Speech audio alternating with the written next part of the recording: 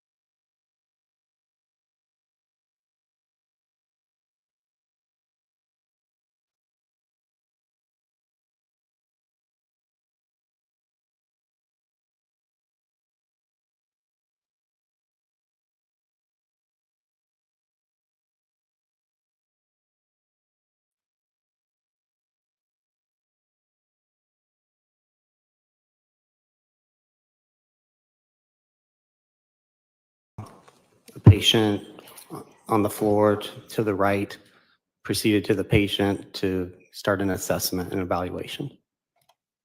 And then Captain Keller had already come in.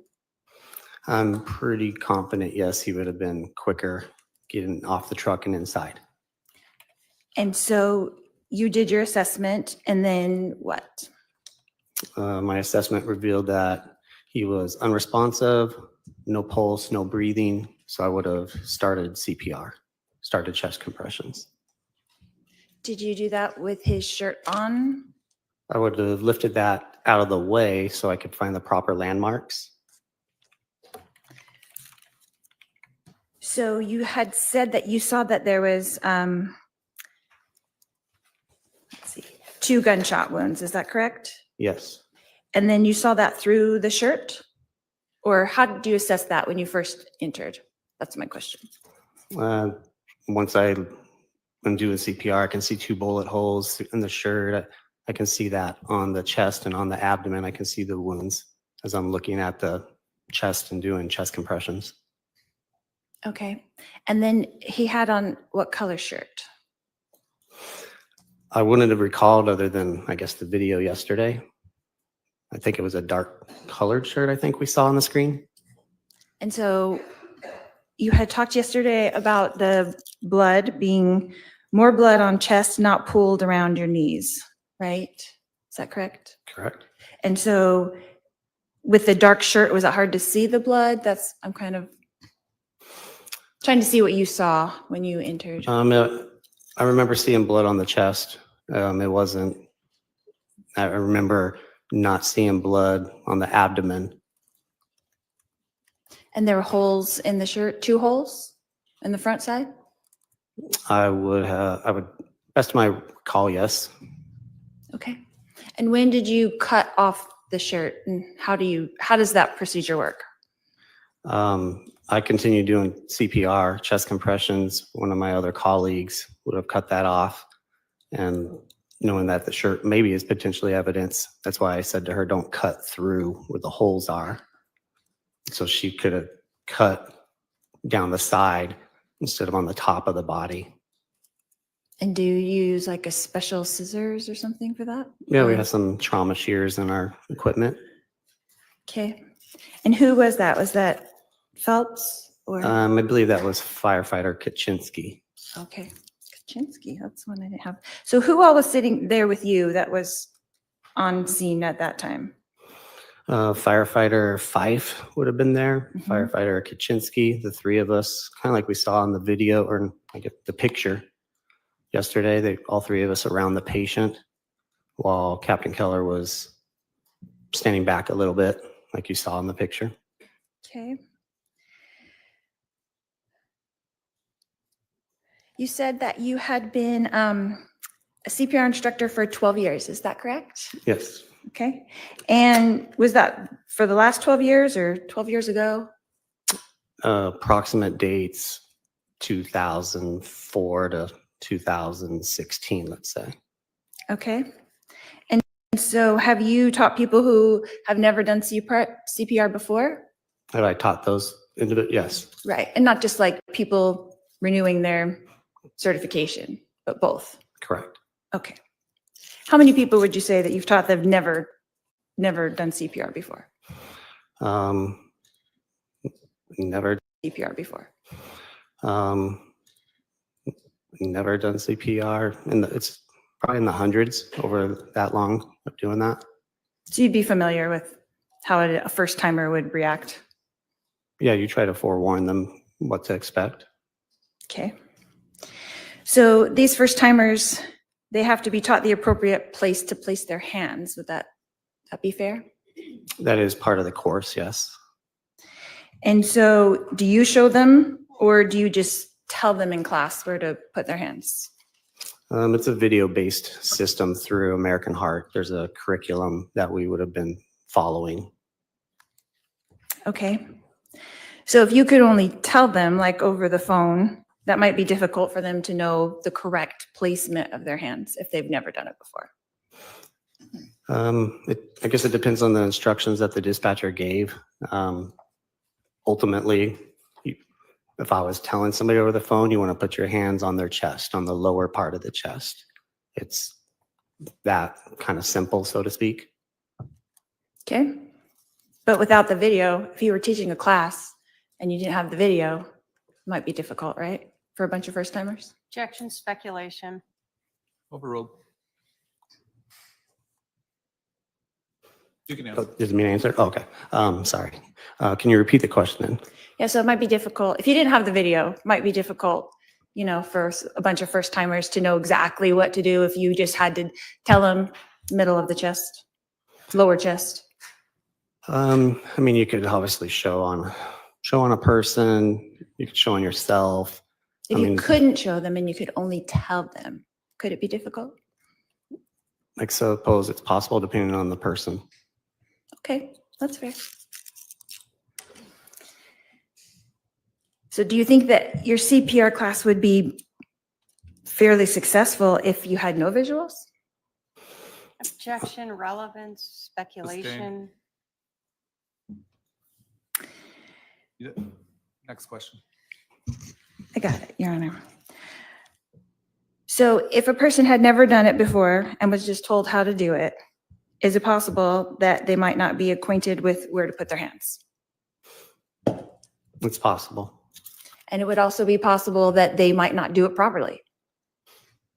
That could be possible too. And right now, when you're teaching CPR, and I didn't say you are teaching right now, but if you're teaching a class, are they just doing percussions now? There's no breathing in the mouth, is that correct? It's going to depend on the level of the class.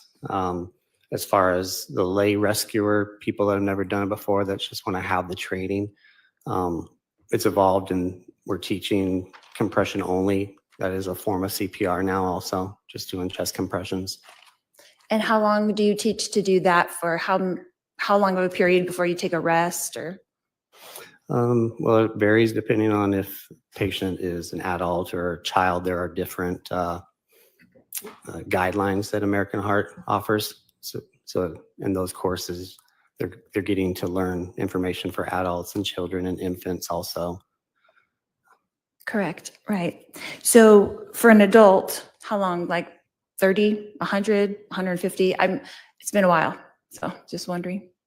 With an adult, they're also taught they need to call for help right away also. So that's a factor. Are they alone? Is somebody else able to call?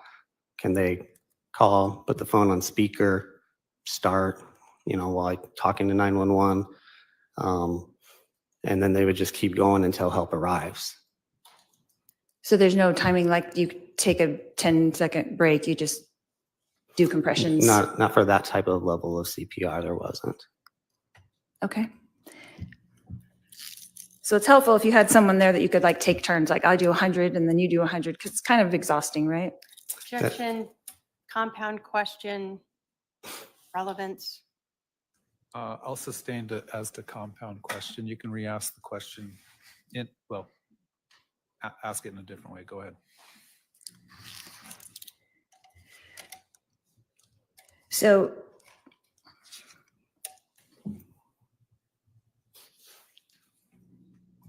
how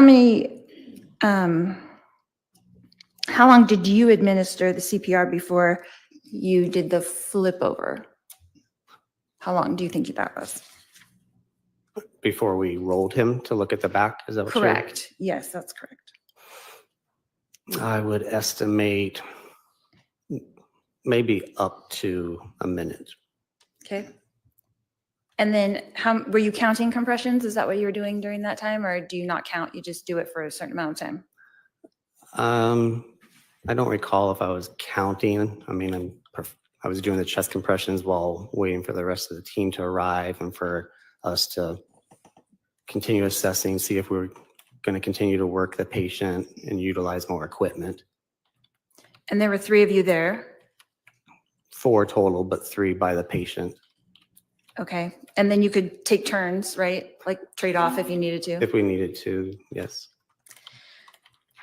So that'd be a lot easier than when you're just there by yourself.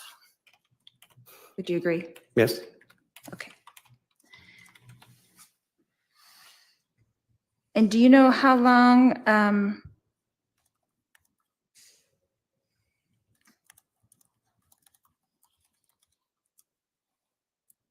how long after the rolling over did you started doing compressions again? Is that correct? Yes. That's what I had. Yes, I believe so. And how long did you do that for? I would estimate maybe upwards of another minute So maybe 2 minutes total? during that sequence, yes. And was there another sequence? At some point, we would have stopped doing chest compressions so we could evaluate the heart rhythm. That's on the heart monitor. With the heart monitor? And you can't be doing compressions to evaluate that. Okay. And then you didn't continue compressions after the heart monitor at all? From what I recall, I resumed again in brief discussion as far as what direction we were going to go. And what were the results of the heart monitor? There was no electrical activity. And how long was the heart monitor applied compared to when you started the first compressions? I'm not sure if I understand the question. Maybe you can reword it or. Sure. How far into your treatment, I should say, did you guys stop and do the heart monitor? I would estimate that the monitor probably was on within 2 minutes of making patient contact. Okay. And how long does that take? To do what? To put it on? Well, yeah, to put it on, get a reading, and decide what you're going to do next. It could take, you got to turn it on, open up a compartment to get the pads out of that compartment. You've got to open that packaging to be able to apply it to the patient's chest area. If the chest is wet, which there's some blood, you need to dry that so it's going to adhere more properly, read more properly. So you could be looking at 30 seconds to a minute possibly of working through that. Okay.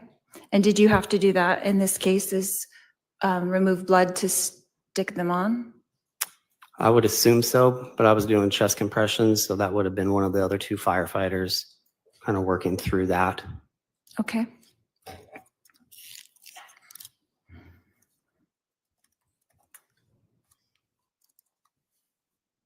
So I understand correctly, you said when you rolled him over, did you cut the shirt in the back also to see the exit wounds? Is that? No, we only had to cut the shirt one time. That was when he was still laying on his back. You cut it down the side and that opens it up to where then you can remove it from the body, pull it off. So you did pull it off completely at some point? More than likely, I would say yes. That's typically what we would do. Okay. But you don't remember if you did that in this case? I know that I didn't do that because I was doing chest compressions. So I would assume one of my colleagues did that completely. That's typically what we do. Okay. And so you're back to doing the compressions for the third time, and then you stopped that at some point. Was there another procedure after that? No, at that point in time is when we would have called the patient. And who announces that? Ultimately, I remember our captain, since he's in charge of the crew, would be considered the lead medic. He has the most experience. He's also charting the call, kind of running it, kind of made that final decision. And that would be Captain Keller? I'm sorry, I didn't want to interrupt you. Yes, correct. And then he did call it at, do you know what time?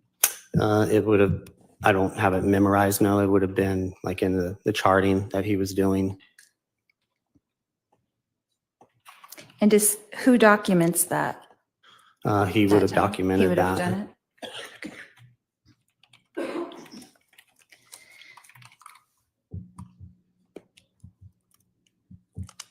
In preparation for your testimony here today, did you review the 911 call at all? No, not in preparation for today. Not the actual audio, no. No. No, not today, not for this. What did you review for today? I was able to look at the incident times were dispatched by Phoenix Fire Department. I was able to look at the paper documentation, I was able to see my testimony from Idaho. I was able to see my testimony with Chandler PD when they came to the fire station a couple of weeks after this incident. And what paper documentation did you actually take a look at? It would have been the chart that Captain Keller documented.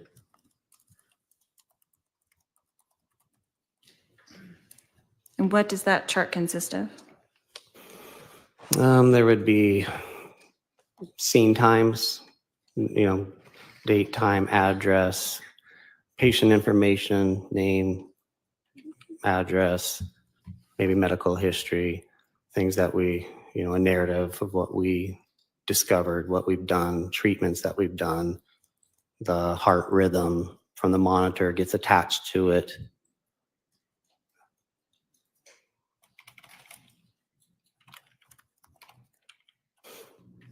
So that would all be in Captain Keller's report? Correct. And you did take a look at that in preparation for today? Yes.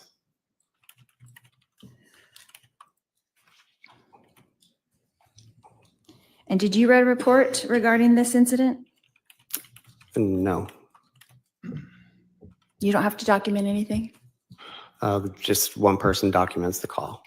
So for all of the people that were there from fire? Correct. Okay. So that's the total report, is you just give your input to him and he puts it into the report? Correct.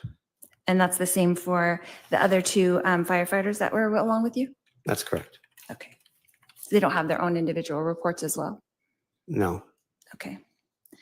And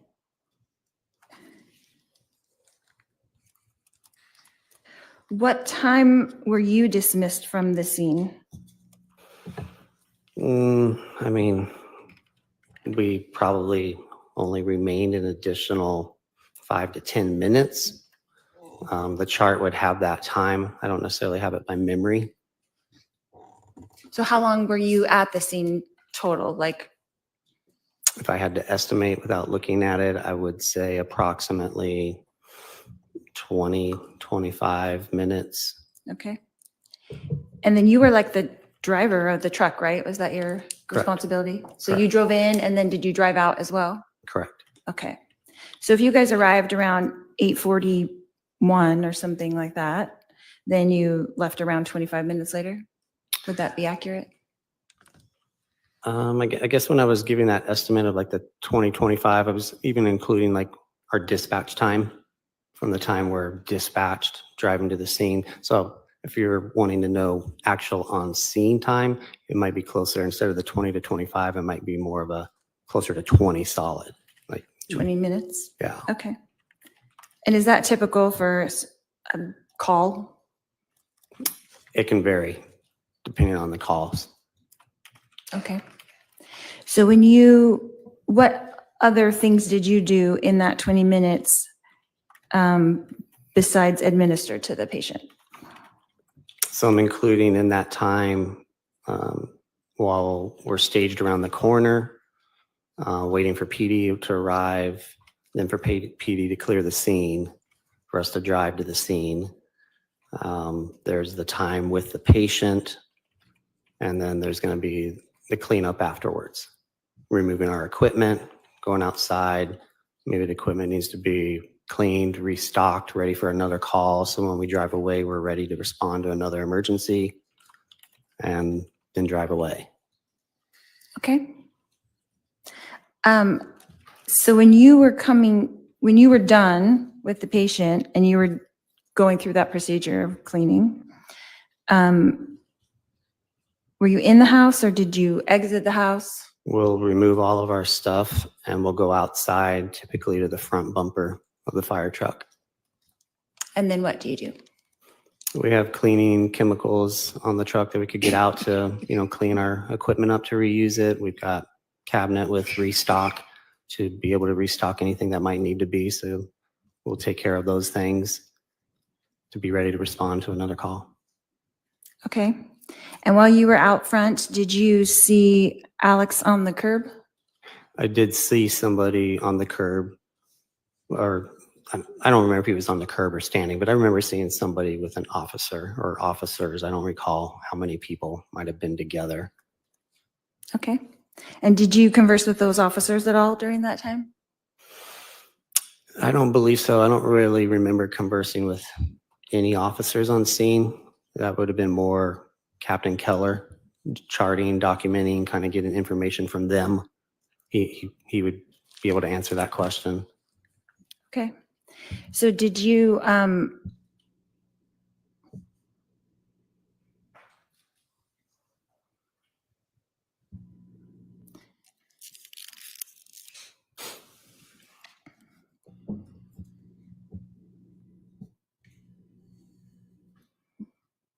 was anybody in firefighting on your team, the four of you that were there, was anyone asked to take a look at Alex?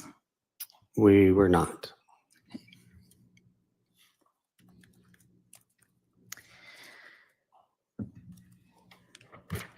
Let's see. Have you spoken to the media about this case? Can I object? Relevance? What's the relevance? What is the relevance, Your Honor? Yeah. Just to know how many times he's given testimony? Your Honor, I'm Right. going I'm gonna to, maybe we can hold on. sidebar. Yeah, I don't want to. All right, let's go on sidebar.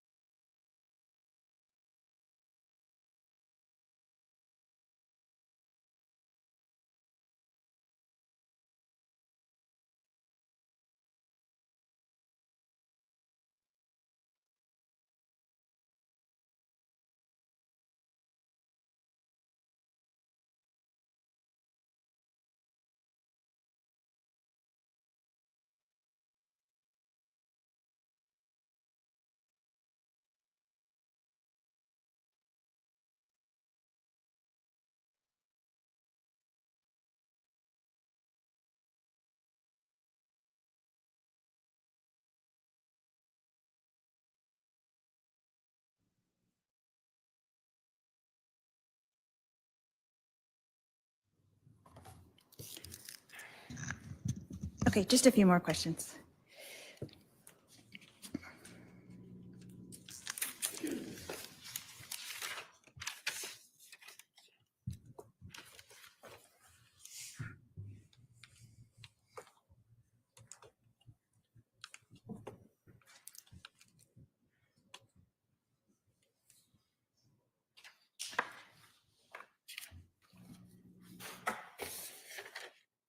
Mr. Cowden,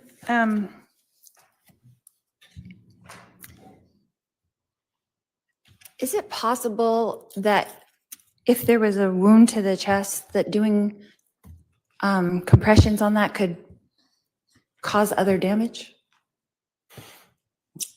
I suppose it's possible, but ultimately it doesn't matter. If the heart isn't beating, it's what you got to do. It's the appropriate treatment. So would a common person who doesn't know how to do CPR maybe hesitate about pushing on a bullet wound? Objection, speculation. Sustain.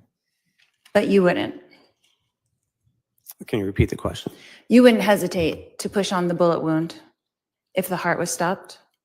No, I wouldn't. And you would have to assess if the heart was stopped in order to do that? Yes, you would check a pulse like we did. We would, use our equipment like we did. Okay.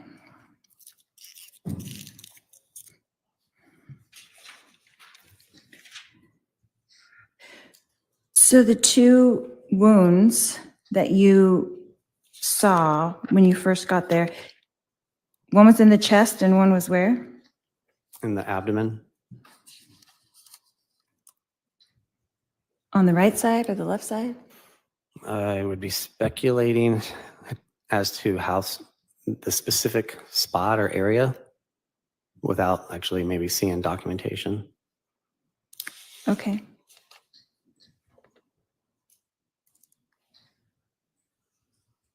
And can you tell me about I think there's a word for it, but I'm sorry, I can't remember what it was. The crunch. When doing the chest compressions, Correct. I don't know if there was necessarily a certain word that I used, but you feel the sternum crack. I compare it to, like I said before, cracking your knuckles. And how much pressure would you have to apply to get the crack? That could vary, like depending on who you're doing CPR on. Like on an adult male? I mean, it could still vary depending on, the strength of the person doing CPR also. It could vary depending on the size of that adult male also. So I've never seen like any science that might say you got to deliver this much pounds of force or anything. Right, So- like 400 pounds of pressure or something? Yeah, I don't know. Right. Okay. You're just So going to push there isn't- hard. Hold on. Sorry. Oh, sorry. Can't have you talk over one another. So he's finished his answer. Go ahead and answer your next question. So there's no determined amount of pressure, correct? Just hard and fast. When it comes to people doing CPR, for us, we're working as a team. We have equipment that can tell us if we're pushing hard enough. For a person without that equipment, just hard and fast. Okay, that's fair. And then they don't always get the crack, right? It's not always going to happen. If they're doing it forcefully enough, they would. So if they didn't do it forcefully enough, it wouldn't. That is possible, yes. But then when you come in, the professionals, and you apply the correct amount of force, then you would hear the crack. Yes, And is that possible that that happened in this case? it is possible. Okay, no more questions. All right, redirect.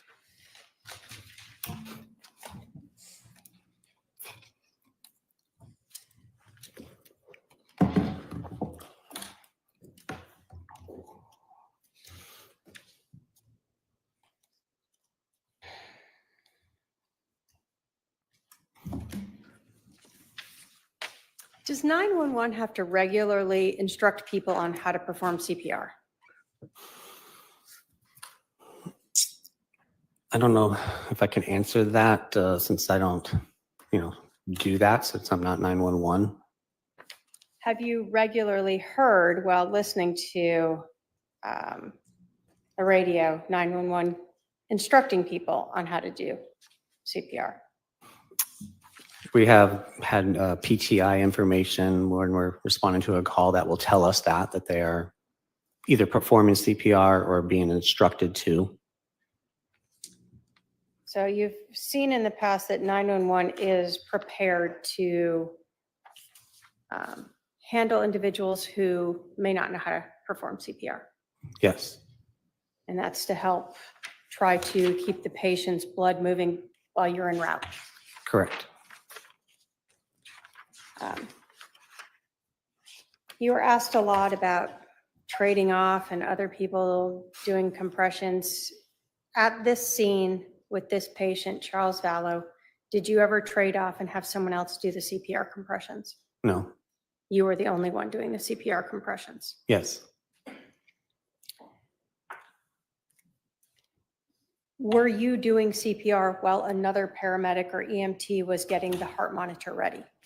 yes, So this timeline of however long it took them is in conjunction with you still performing CPR. yes, We talked about Charles's shirt being cut. If photographs from the scene show his shirt still around his neck, would that indicate that it wasn't removed from him? after the cutting. Yeah, so if police, let me ask you this. When you guys are done and he's called deceased, do you put his clothing back on or modify him in any way? No, we would just take our equipment that's necessary to take. So if his shirt was still around his neck, then that's how it would have been left. Correct.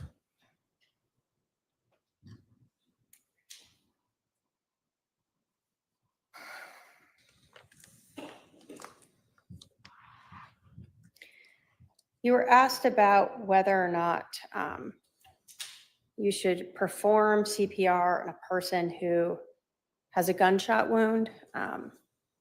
Is there any reason why a person with a gunshot wound would not need to have blood circulating through their body to bring oxygen versus some other type of injury?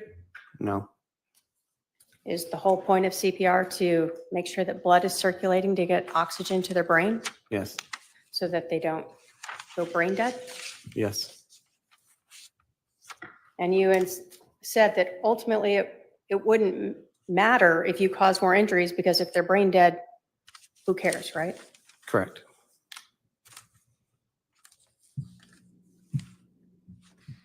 In your assessment, did you feel that no one had performed CPR on Charles Vallow before you arrived? I had felt that, and I do know in my testimony to Chandler PD, I had stated that, or it's probably in my testimony that it was not efficient or something to those lines. But I felt like no, it had not. Okay, you felt like no, it had not been done. Correct. Thank you. I have no other questions. All right, I see at least one juror question. We'll go on a sidebar. Please, if you're a juror and you have any additional questions, pass down your question to the basket.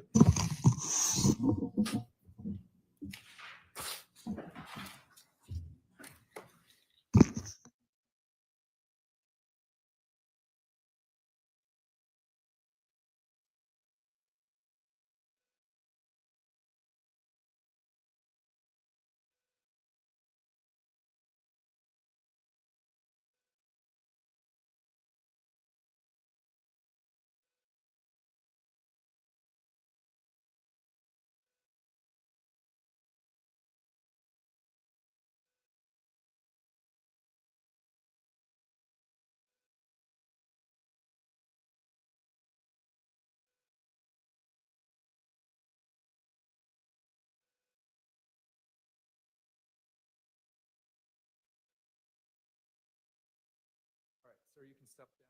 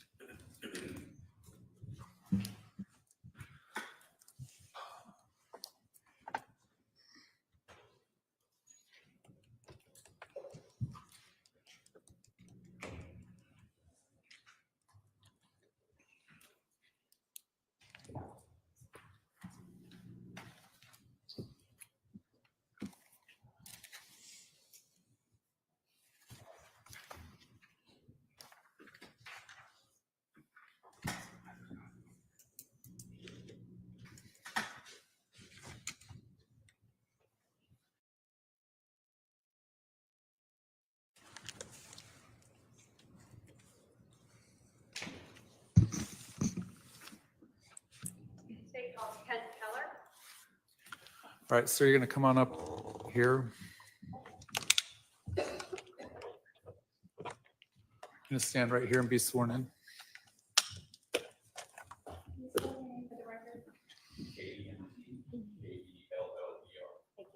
raise your right hand. You do solemnly swear the testimony you're about to give will be the truth, the whole truth, and nothing but the truth, so help you God. All right, you're going to come up this ramp over here and have a seat to my left.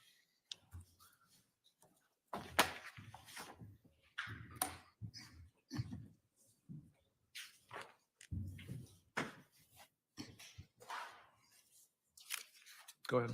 Thank you. Sir, would you please introduce yourself to the jury? My name is Kent Keller. I'm a recently retired captain with Chandler Fire Department. When did you retire? April of 2022. And how long did you work with the Chandler Fire Department? 32 years. While you were there in, let's talk about 2019, what were your duties? What was your rank? My rank was captain. I was an engine captain, so a company officer. I was in charge of a 4-person crew. We basically respond for calls to service and the different functions of a. Did those calls for service include medical calls? Yes, ma'am. Did you have any training in the area of, I guess, medical treatment yourself? Yes, I'm a paramedic. I went to paramedic school in 1991. And can you tell us, is there or was there ongoing type of continuing training to be a paramedic? Yes, yes, ma'am. There is continuing education throughout the year. You have to have a certain number of hours in each subject, and as well as updates as far as pharmacology or different treatment modalities. So yes, there is constant change. And the difference between a paramedic and an EMT? Well, an EMT is EMT-B, EMT basic. A paramedic is an EMT paramedic. So the biggest difference would be invasive treatments. So you're trained with more ability to provide care, cardiology and pharmacology. When fire gets a call of a person who is shot, what is sort of the normal response? What does fire do when they are coming to a scene and they know a person has been shot?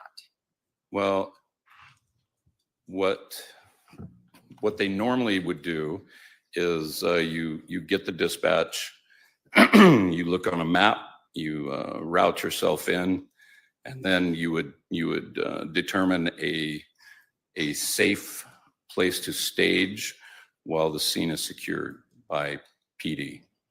Okay. And then how do you learn that the scene is secure? In Chandler, anyway, we have interagency communication. So you're on the radio both with Phoenix Dispatch and Chandler PD, direct car to car or to Chandler PD Dispatch. So you're actually then told by Chandler Police that it's secure and you can come in? Yes, ma'am. They will give you a scene safe or code 4 and cop talk. When you arrive on scene as the captain, what is your role when you get there? My role is scene safety, primary scene safety. That's rule number 1 in everything that we do. And in other words, as I arrive on scene, I'm going to make sure with PD that there are no more threats for our crew and get direction to where we need to do treatment. When you have this team of 4, how do you determine who does what? Well, I mean, that's individual crew training, and some crews might have specific jobs. Ours is more of a fill and flow as you come to, I guess I should say, one person is charting, one person is going to be the paramedic in charge of the call. So he's running the call. His job is bigger picture. And then that'll leave 3 people for hands-on treatment until a 2-person rescue would arrive, an ambulance would arrive to help, if that were the case. Does fire ever respond to a scene and then advise that a person is deceased? Certainly. And if fire responds, determines a person is deceased, and this is potentially a crime scene, what does fire do at that point? Well, fire then would pick up their gear and leave without disturbing that scene as much as possible. I mean, we have gear, we spread out our gear when we get to a patient. You know, we have monitors and drug boxes and trauma treatment boxes. So as soon as it's determined that the patient is not viable, then you would pick up that gear and leave the scene. What you don't want to do is interfere with any investigation going forward.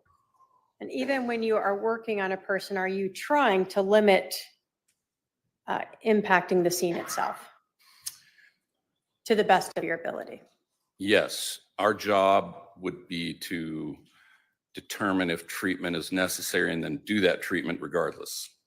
But yes, what I should do, what the captain or whoever that paramedic should do that has the larger picture would be to try and minimize any disturbing of the scene. But obviously, taking care of the patient is the primary focus, even if that causes the scene to be disturbed. Yes, ma'am. Were you working on July 11th of 2019 around 8:30 in the morning? Yes. Do you recall responding to a shooting at 5531 South Four Peaks in Chandler? Yes. When you responded or first went to the scene, did you guys stage like we've discussed? Yes, ma'am. And you advised that you're being provided information from 2 different sources? Yes, our primary source is Phoenix Dispatch. But yes, you are able to monitor Chandler PD as well. Is Phoenix Dispatch 911? Yes, ma'am. Okay. So you're getting what's coming in from 911. Are they relaying information to you? Yes. Are things like whether or not the patient is receiving CPR something that is very relevant to you? Yes. In this case, did you receive any information regarding that?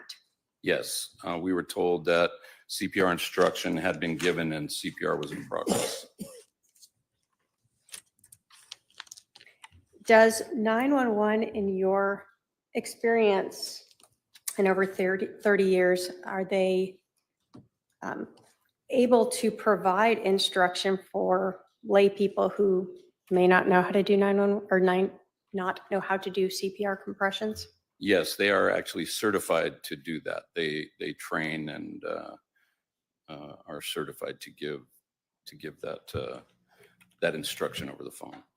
So even though it's only verbal, they've been trained to how to present that to a person over the phone. yes, So you are advised that CPR instructions have been given and that CPR is that compressions are being given?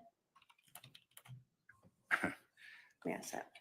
been a little while, but yes, I believe that I was told. I do know that instruction. I do remember specifically hearing that CPR in progress. I believe I remember. I would have to, but definitely the CPR instructions had been given. Does knowing that a person has been receiving CPR impact the way you view a patient when you enter a scene? Yes. How? Well, because it would make the patient more viable. If adequate CPR were given prior to our arrival, then you would hope that good CPR was given and that oxygenated blood was being pushed around the body, which would mean that make the patient more viable at that point. When you go to a scene where you believe CPR is given,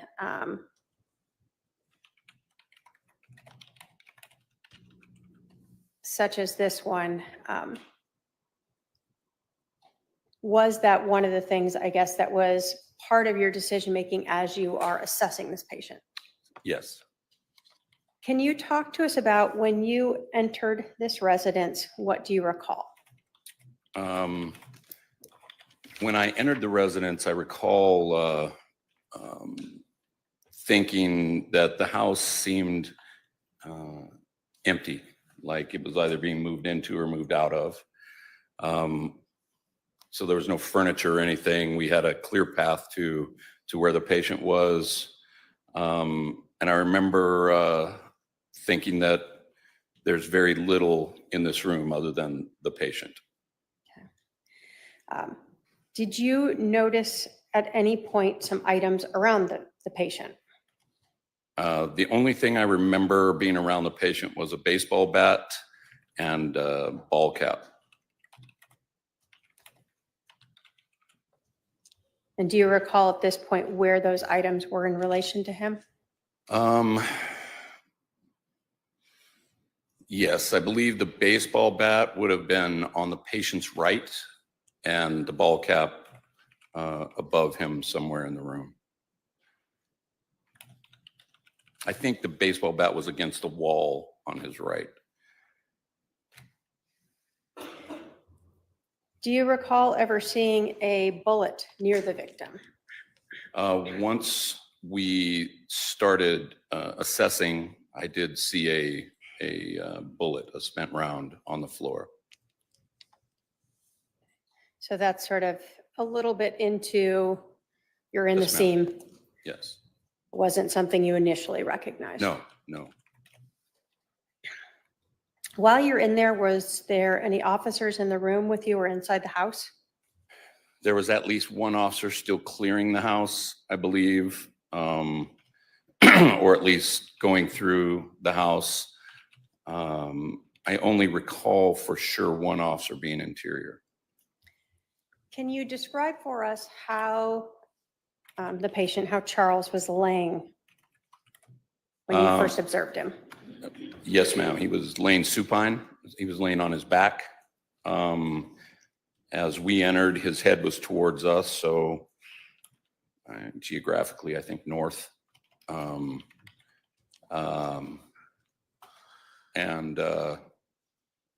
So that's how he was laying supine. Do you recall anything about his arms or hands where they were? I don't. To his sides, I don't recall, honestly. Did you observe any injuries to Charles, to this patient? Yes, he had evidently a gunshot wound to his center chest. Hole in the shirt and a small amount of blood. Did you recall or notice anything about where the blood was pooling from that shot to the chest? At that time, I did not, because we have to expose the patient, and the so he's a big guy, so he had a small amount of blood above his sternum. I'm showing you Exhibit 3 that's previously been admitted. Does that look like? If it adjusts a little bit, but Okay. you can attempt. Yes, ma'am. Go ahead. Are you able to see that there? Yes. Kind of. Does this look like the patient that you were working on? Yes. And in this, do you see the blood pooling in Exhibit 3 there? Yes. Is that sort of what you were talking about? Yes. Here in around the collarbone. So there's a divot here that Would you describe this patient as a fit man? He seemed to be, yes.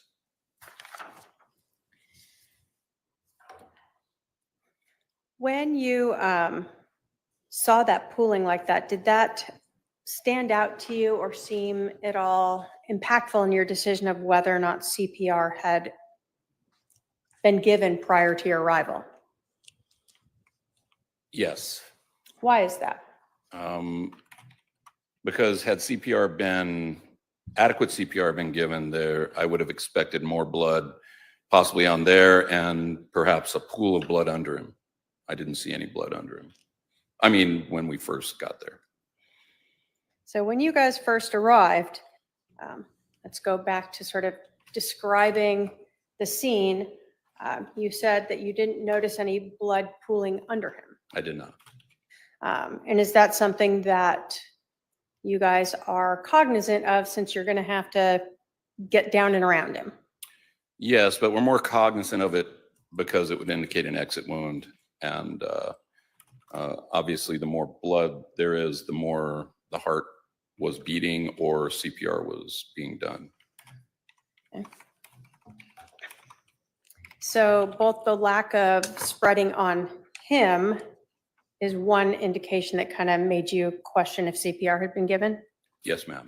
And the lack of pooling of blood underneath him was another sort of Yes. flag to you that maybe CPR had not been given. And no one was doing CPR when we got there. Would have been the primary indicator to me.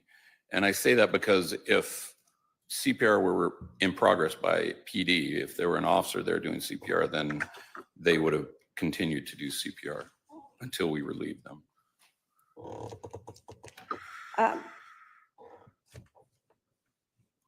If a person is shot and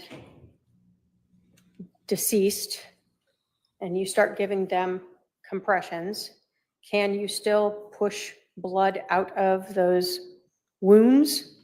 Yes, ma'am.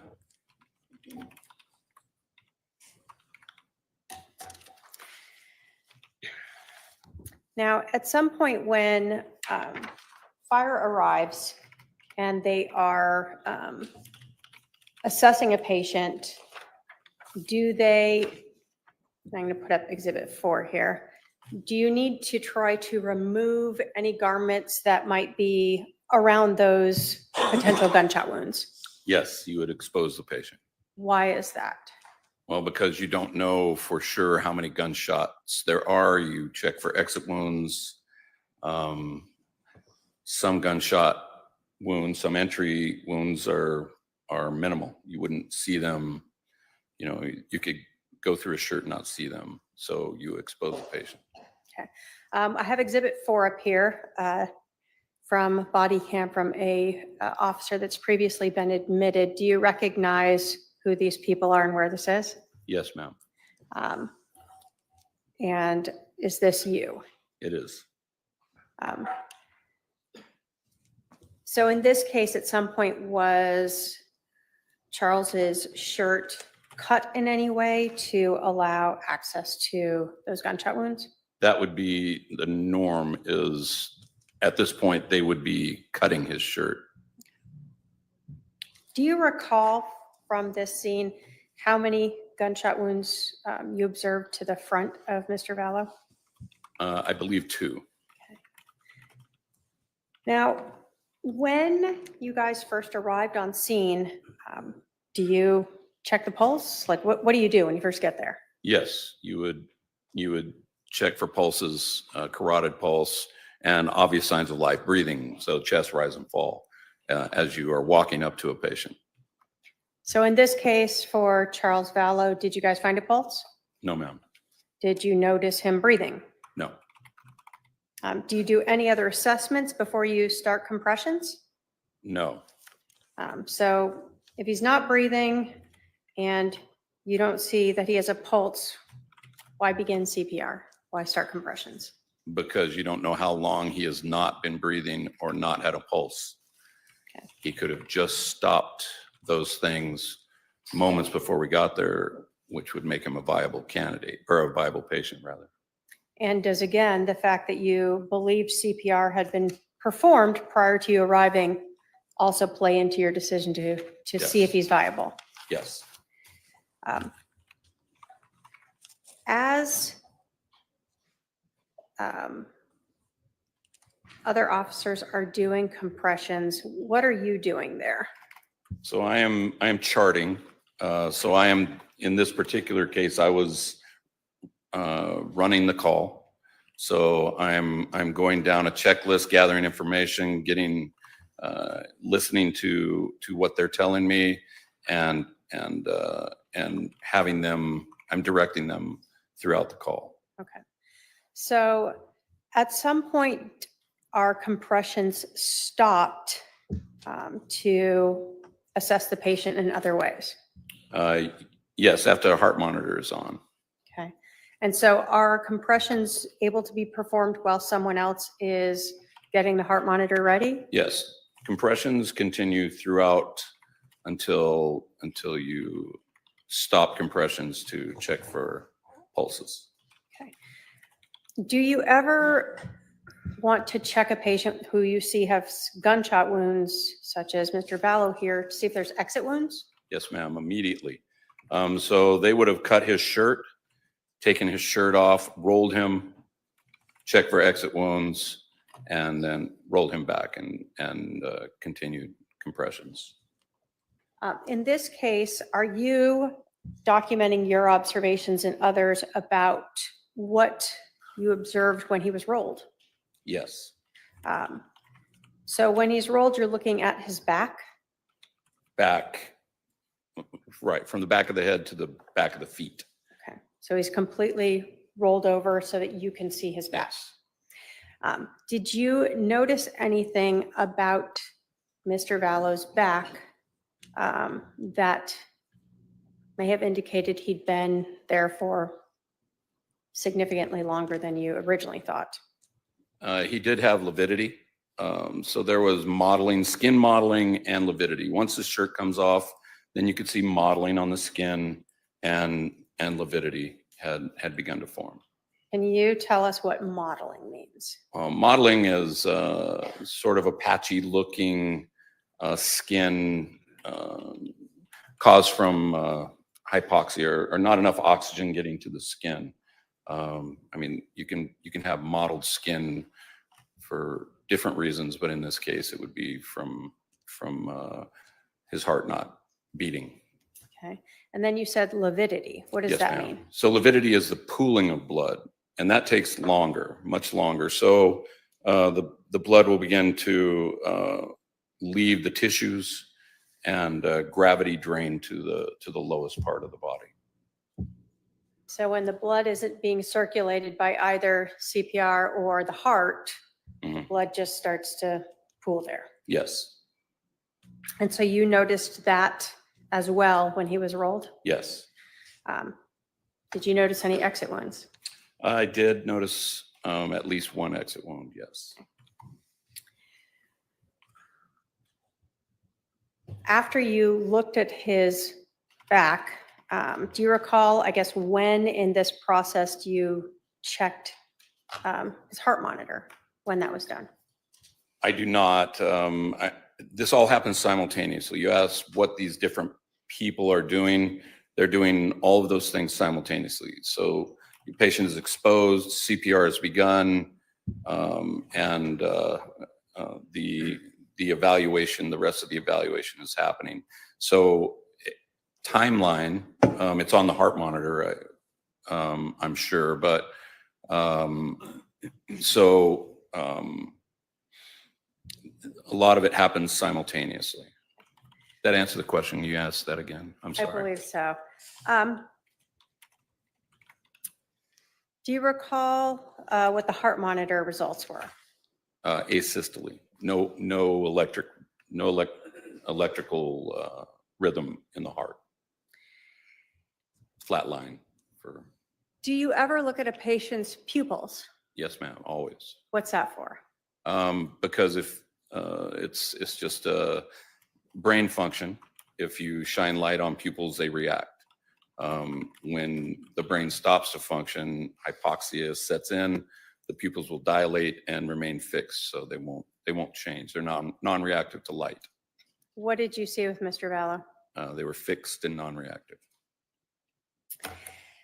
So we heard about the pooling of the blood on Mr. Vallow when you first arrived. As CPR was being done, did you notice any blood being pushed out of his body? A little bit more. Again, he is on his back. Exit wound was in his back, but yes, we increased the amount of blood under the patient by doing CPR. When you first arrived, did you notice any active bleeding? No, ma'am. What's the relevance of no active bleeding? No heartbeat.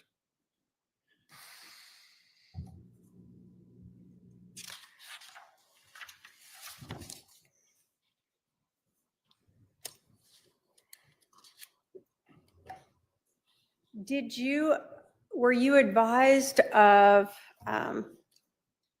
Scott Cowden's information about when he started CPR, hearing the crunch or feeling, I guess, the crunch of him performing CPR? Was I advised of it? Yeah, did he let you know that? No, but that would be expected. And is that expected if CPR hadn't been performed? No, not adequately. Again, big guy, so that the sternum will, the cartilage holding the sternum to the ribs breaks, it gives way. So, and that actually makes CPR much easier. In this case, you came in, he wasn't breathing, he was pulseless, his pupils were dilated, the heart monitor said there was no activity, correct? Yes. When you looked at his back, you noticed both mottling, which meant that the blood wasn't moving through his body? Yes, and modeling was on the front as well. Okay. So as that blood pools, so it leaves the tissue, that's gonna hasten the modeling part of it. So you noticed that when the shirt was then cut and Yes. he was exposed, Yes. as well as when he was rolled. Yes, And then you also noticed on the back the lividity of the blood pooling there. yes, When you, I guess, obtained all of that information, did you end life-saving measures? yes. Who decides to end life-saving measures? I do, as well as the rest of the crew. So Scott Cowden is also a paramedic, and he concurred. So then we call that in, and we cease life-saving function, or attempts rather. When you cease life-saving measures at a scene where someone has been shot Mhm. and is now deceased at the scene, do you leave sort of any attached medical devices with him? Well, as little as possible. So what would have been left on him would have been defibrillator pads, probably EKG electrodes, and probably a CPR puck. Now, when you arrived on scene or when you were exiting, did you ever notice any male outside that might have been with some police officers? Oh, a person? Yeah. Yes. One person, one male. And did you notice him when you arrived or when you left? When I arrived, my job in particular is to kind of get a larger overview of the scene. So I did notice a person talking with PD. And when you observed this person, did you notice anything that he appeared to be injured in any way? No, So no obvious injuries to you? no, If you had been asked to treat him, would you have? of course. Did you see that same person outside when you left? Yes. And when you left, did you observe anything about him again that he appeared to be injured in any way? No.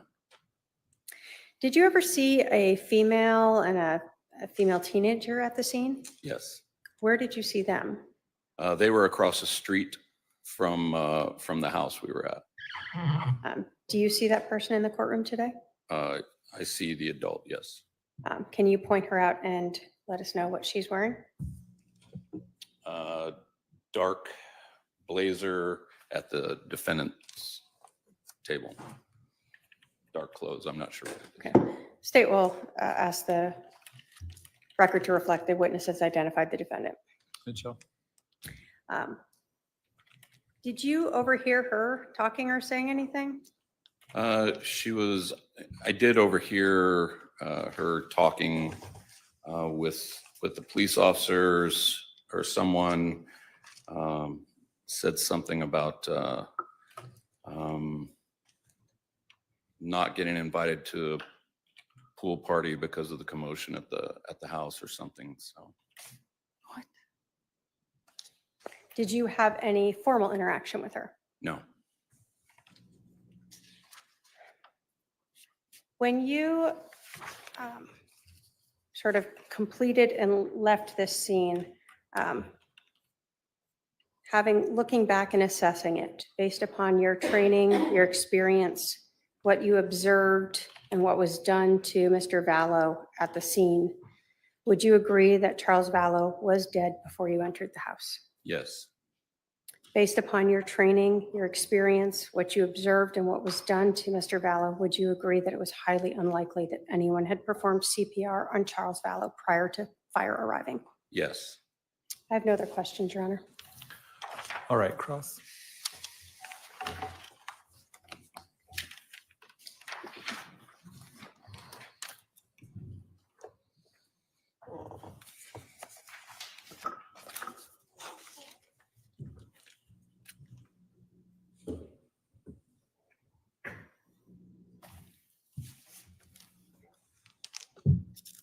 Captain Keller. Yes.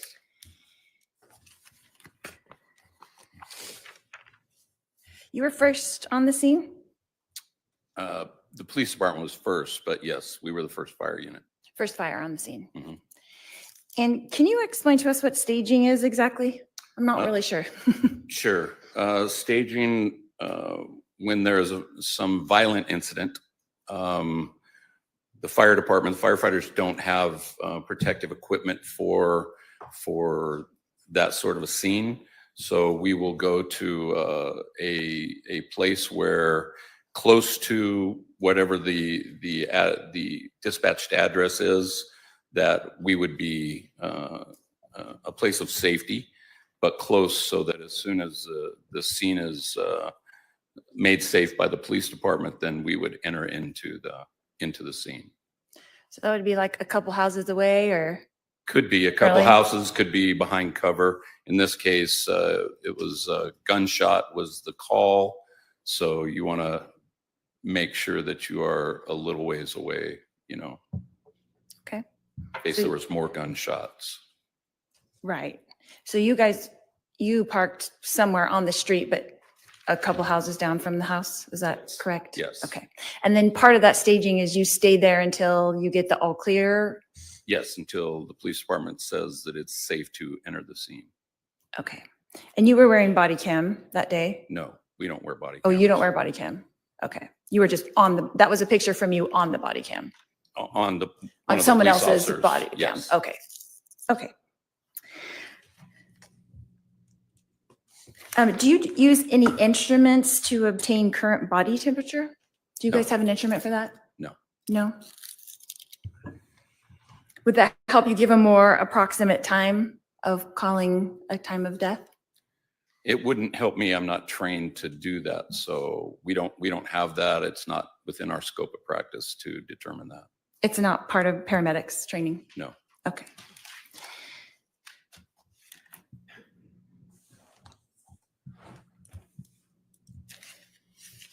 You explained the modeling being patchy looking skin Yes. because of no oxygen to the skin. Is that correct? Decreased, yes.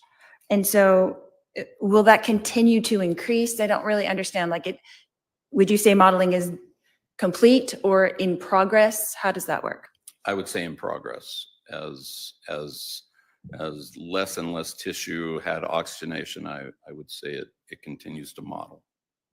So would you say it was in early progress or late progress? How would you estimate that? I could not say early or late, just modeling. That modeling was present Yes, yes. at that point. So how long would it take for modeling to become present? That's kind of my question. I don't know how long. So it could be like different for different people, I People. suppose. so it could be a minute, 5 minutes? Yeah, he's already indicated. Hold on. Rephrase the question. I'll allow it, but make sure you let him answer before you ask your next question. Okay. So it could be just a few minutes, possibly? Possibly. I don't know. Okay. And then lividity, you explained as a pooling of blood. The blood leaves the tissues and goes to the bottom. Is that correct? Yes, Okay. And you saw that as well? yes. And in your estimation, would that have happened soon? You know, oh, that's not a good question. In your estimation, that had begun? Yes. And was it advancing how far? He had lividity on the back of his torso, So does lividity, backs of his arms. does lividity start immediately after the heart stops? Is that what you were saying? I suppose it does. Okay. And if you were on any kind of medication, would that affect that as well? I couldn't say.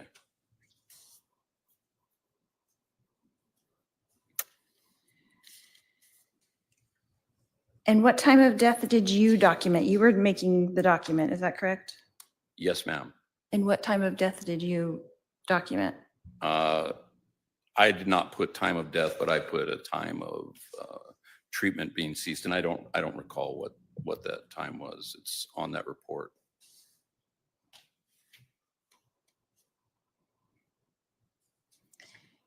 And you had stated that you were listening to dispatch on the radio, is that correct? Yes. So were you listening to the actual 911 operator speaking? No, whoever is calling, if you call on the phone to a 911 operator, they would give that information to a dispatcher who would then dispatch a call with the pertinent information. Okay, so you were getting kind of updates as it went along? No, you get the initial call, and then if it were pertinent for us, like the scene is secure, PD says the scene is secure, go in, then we would get that. PD would call dispatch, and dispatch would then call us.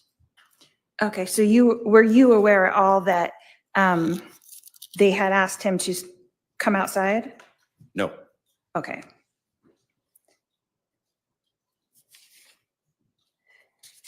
You just saw that he was outside, but you didn't know that the 911 operator had told him to come outside, is that correct? I did not know who he was or how he was involved in it. Okay. We arrived. So on those dispatch updates, it wasn't saying like shooter is in-house or shooter is outside or anything like that? Okay, that wouldn't be. Not to us. That's what I'm saying. That might be to the police department, but that's not something we Keller, would. do you know for a fact that CPR had not been given? I do not know for a fact. And do you know for a fact that in this case, Captain Keller, do you know for a fact that CPR had not been I know for a given fact that we gave CPR. I do not know for a fact. prior to your, and do you prior know to for your a coming fact in? that No. CPR had been given? No further questions? I know for a fact that we redirect. gave CPR. Prior to your coming in? No. No further questions? All right, redirect. Which do you see first, modeling or lividity? When the heart stops and the blood is no longer pumping. Modeling. Okay. I would expect to Which see do you modeling. see first, modeling or lividity? And you told us I think on direct that lividity When the is heart something stops and that the you blood is see no longer later. pumping. Modeling. Okay. I would expect Yes. to see modeling first. I would expect that, yes. And you told us, I think on direct, that lividity is something Have that you you- see much later. Treated patients before within a few minutes of their heart stopping. Yes. Do you see lividity in those people? No. Do you see No. You see skin conditions change in those people, gray or cooling, moist, moisture, but not modeling or lividity. So you're not here to tell us how long it takes for those to form, right? I don't know. All you can tell us is that it's something that you see in patients who are deceased Yes. and have been deceased long enough, whatever time period that is, for that to happen. Right. It is an indication of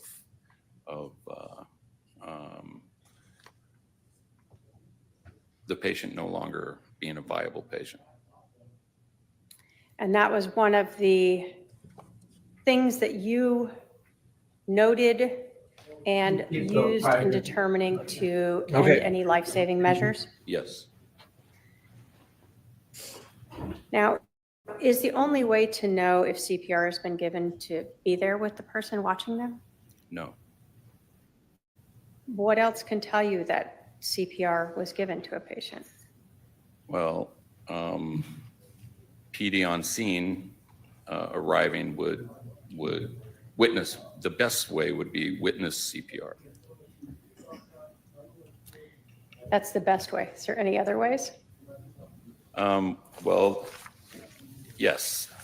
Again, you would have an indentation in the chest. The sternum would likely have been cracked loose from the rib cage. And there would be, in the case of trauma, increased bleeding. You do CPR or CCR sometimes when there's not trauma, cardiac. In this case, were other indicators the blood that was pooling only at the neck and not spread out further? Yes. The lack of pooling underneath the victim? Yes, and the mechanical action of decompressions with a gunshot wound right there would have spread blood in that area as well. It wouldn't just have gone where gravity is.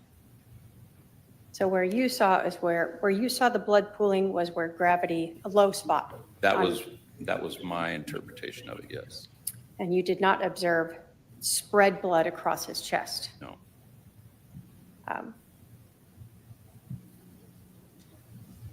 Would ongoing CPR movement of the blood through the body have also limited the modeling you may have seen? Perhaps. Ultimately, is it your opinion that it is unlikely that CPR was given to this patient prior to fire arriving? Yes. Thank you. I have no other questions.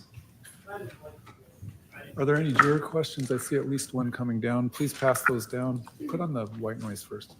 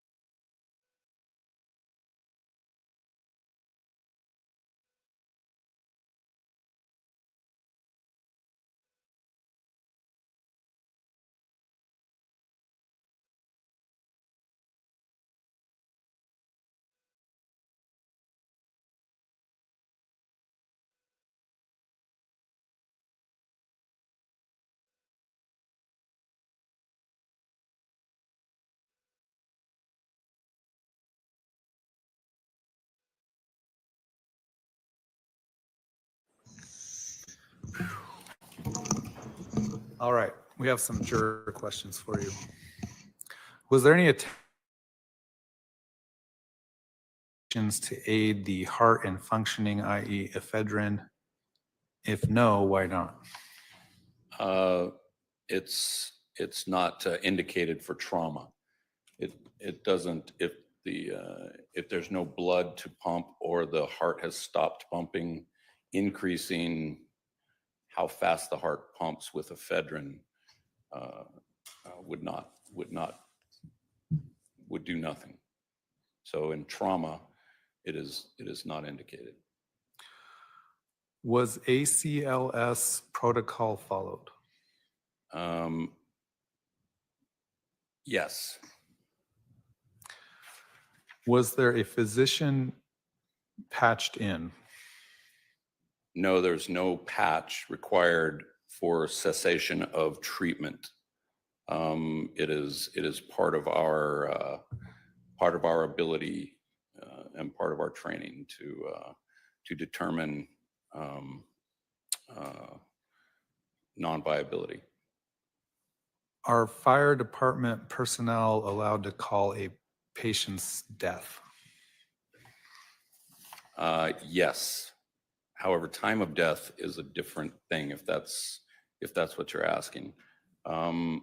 In other words, we are allowed to stop attempting to do life-saving treatment if it's merely a recovery. So does that answer? Well, what I'm going to do is I'm going to have if the defense, first of all, let me check. Are there any other juror questions for this witness? I don't see any. The defense can follow up based on those questions if you want. No questions, Your Honor. All right, how about the state? Just a couple. Sir, when would you use ephedrine? Well, if you had just asystole, but it was a cardiac-based code. If the heart had stopped due to some disease state, electric shock, for instance, you would use epi. Are you saying epinephrine Yeah, is what yeah. you're saying, right? When you're looking at whether or not to push drugs to try to get the heart to restart, you're looking at the type of trauma that caused the heart to stop. And how long it's been since the heart stopped. So in a place where you said there is trauma, meaning like a gunshot wound? Like a hole in the vessel, yes. So that is treated differently than if someone has a heart attack and Yes. Yes. you were asked about. These are all algorithms, protocols that are given for us to operate on scenes under medical control to whoever asked about the patch. What is then the ACLS protocol? Advanced cardiac life support. And it's just, again, it's a flow chart. Are there obvious signs of death? Yes. Stop CPR. So here, you followed that protocol and stopped CPR. Yes, ma'am. CCR technically, but yes.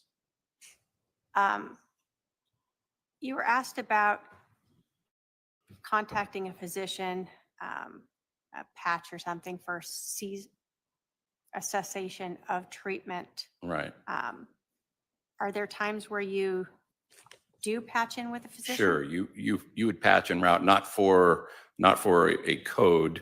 You would patch en route and give a doctor, or actually it would be a nurse answering the phone, but you would let them know what you have and what treatment you have given and what treatment you are going to give en route to their facility to continue care. We are primarily to stabilize and turn over the patient, making it more viable for a rescue. So when you terminate treatment because a patient is not viable, you cannot revive them, you don't need to talk to a doctor about that. No, you need to call in that you did it. So there would have been a patch after that, but you don't have to call in to cease treatment. So you don't need a blessing by a doctor to stop life-saving treatment. Well, no, we have the blessing through our certifications and through our training. So we are operating under a doctor's license at any time we are operating. So that doctor or this group of doctors usually understands our training level and agrees to trains us to make that decision. Yes. And so ultimately, as a paramedic, you have the authority to use that protocol to determine when you are no longer able to revive or Yes. save the life of a patient. Cease life-saving functions. Yes. And that's what you did here. Yes, ma'am. Thank you. I have no other questions. All right, you can step down. We're going to take our lunch recess. I'll remind the jury of the admonition. We will resume at 1:30 p.m.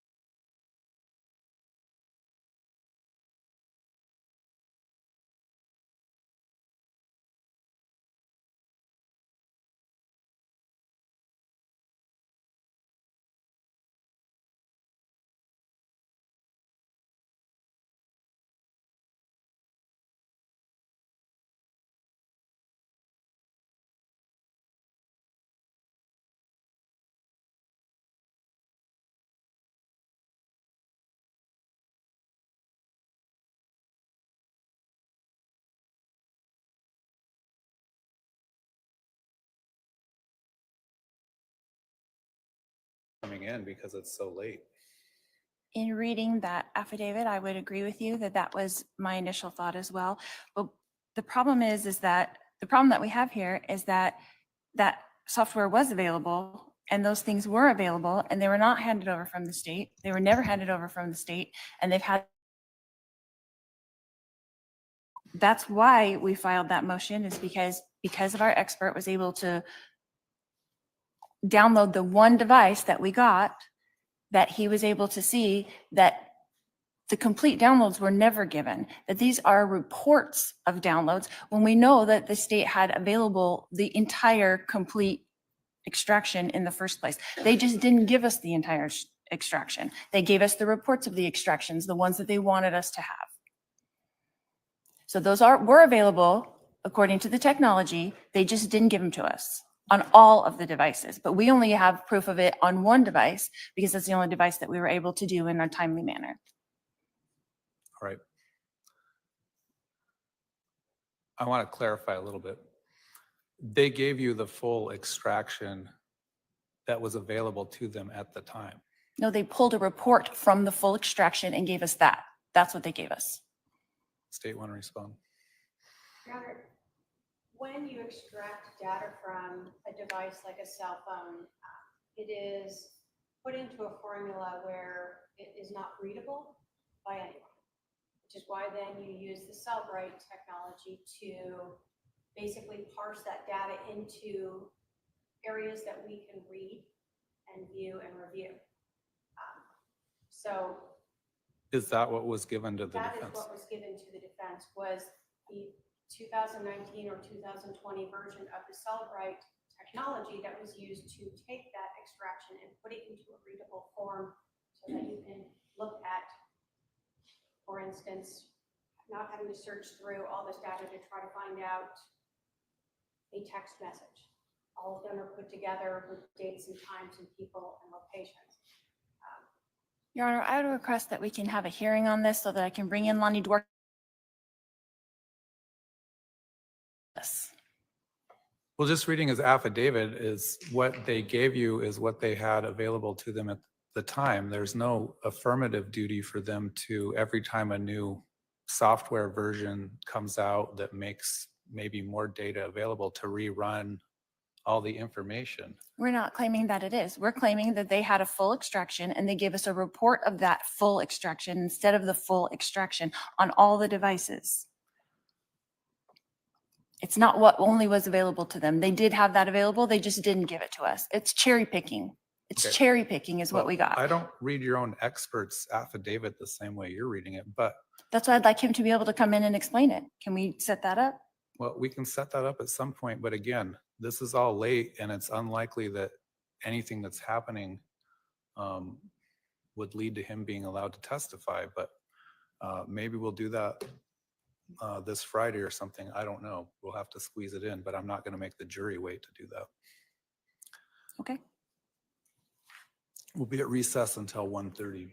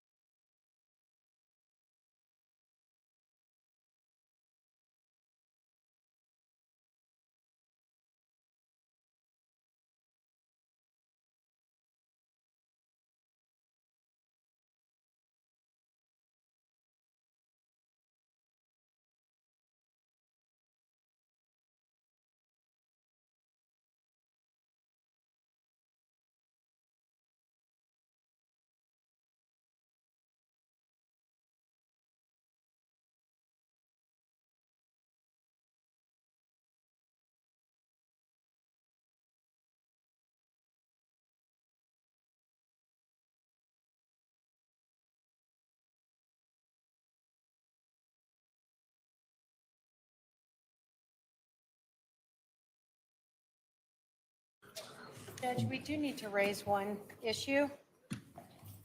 I was advised that juror, I believe 15, was looking at his cell phone during the testimony of the previous witness. I don't know if it was coincidence, but right after that, he put a question into the question box. We did have a very detailed medical questions for Captain Keller. Is that the gentleman with the white hair and the glasses? Yeah. Okay. So I wanted to see if we could ensure that there isn't any additional All right. investigation going on. Let's bring juror 15 in.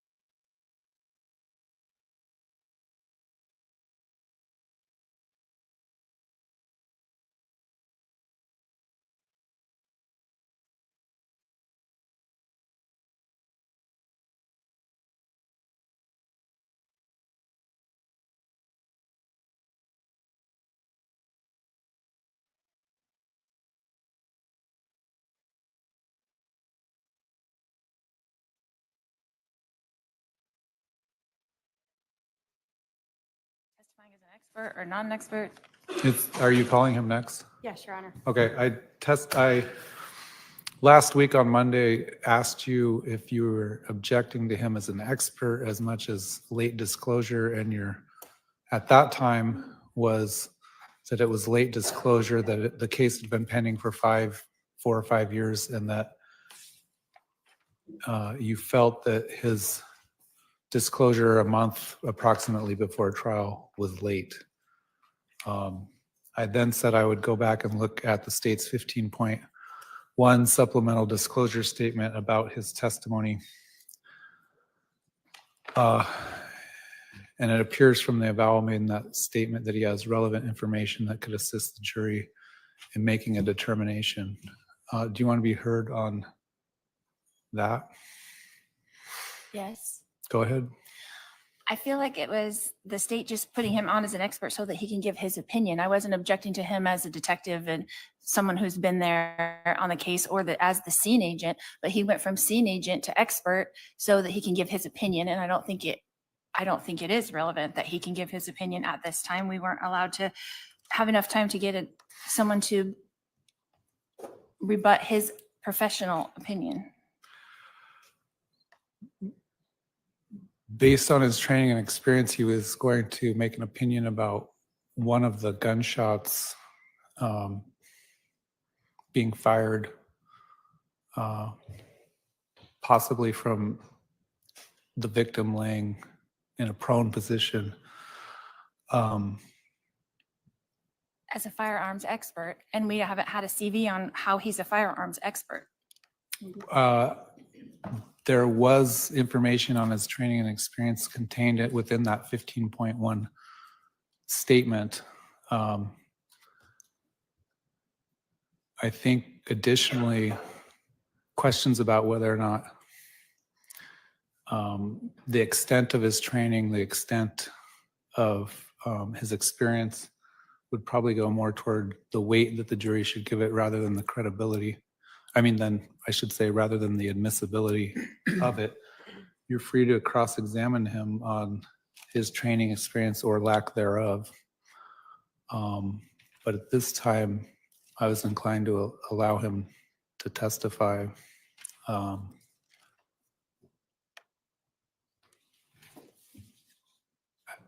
I'm hesitant to use the term as a full expert, but he has training and experience that could assist the jury in making a determination one way or the other based on that. So, And he can't do that just as the scene expert or as the detective that was there? well, I think he could, based on his training and experience, do that.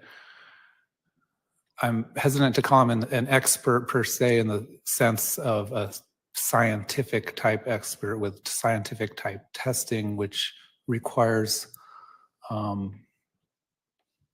more foundational evidence on someone's expertise. This type of testimony, I think, is testimony that a lot of people that have experience with guns could have an opinion on. Again, you can cross-examine him on his knowledge, his training, his experience, etc. But will it be given to the jury that he's an expert in firearms? Yes or no? I don't know. I guess I'll have to see how the testimony, what kind of foundation is laid for that by the state. All right. Anything the state want to supplement your argument or your 15.1 motion? Your Honor, no. The defense was able to interview Dan Coons on March 21st of 2025. So after that was noticed, so they were given the opportunity to question him regarding any of his expertise or not.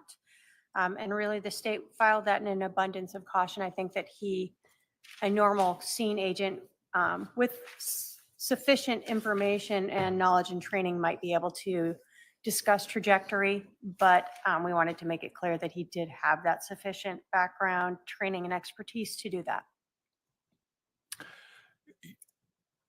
Are you planning on eliciting testimony that an opinion as to which shot was first as opposed to which shot was second?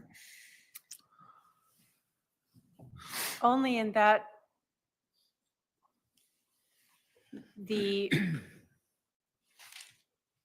did attend the autopsy, so he does also understand both that information, the shored wound, which goes into play in his determination of the trajectory, as well as that the other shot went through the victim's heart.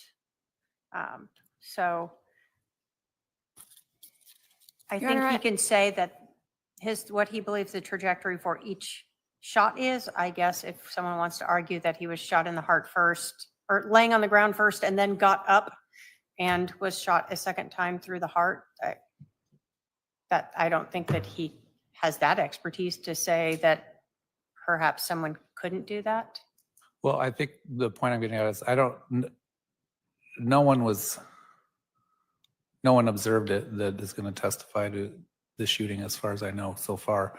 And that I don't even think your medical expert could definitively say this was shot one and this was shot two. So that's fair cross-examination. But other than that, I'm going to allow his testimony. If you have a foundational objection or any other sort of hearsay objection or evidentiary objection, you can make it depending on what the question is. Okay. I mean, I don't really understand how the trajectory is relevant to conspiracy, so I would like to make that objection. We're stipulating that there was 2 shots. Okay. Your Honor, just for the record, it's because the defense has noticed self-defense. Right. All right. Let's bring the jury in.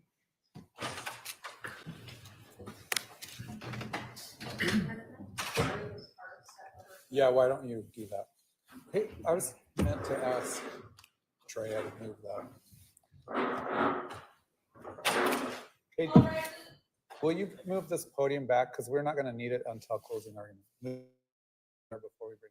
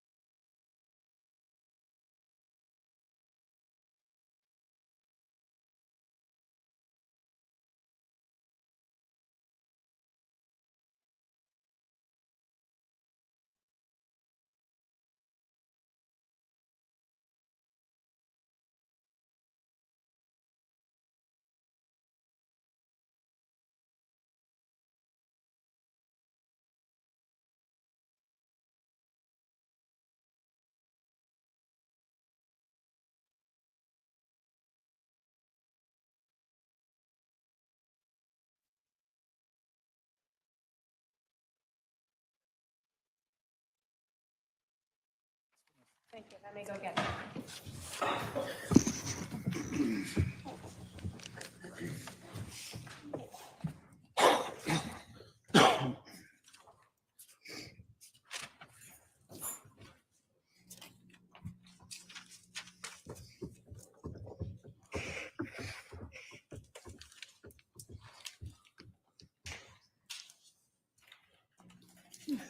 Daniel Coons. All right, sir, come on up. You're going to stand right here and be sworn in.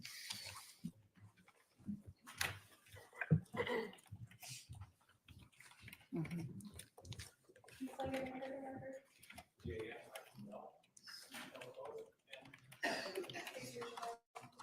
solemnly swear that the testimony you're about to give will be the truth, the whole truth, and nothing but the truth, so help you God.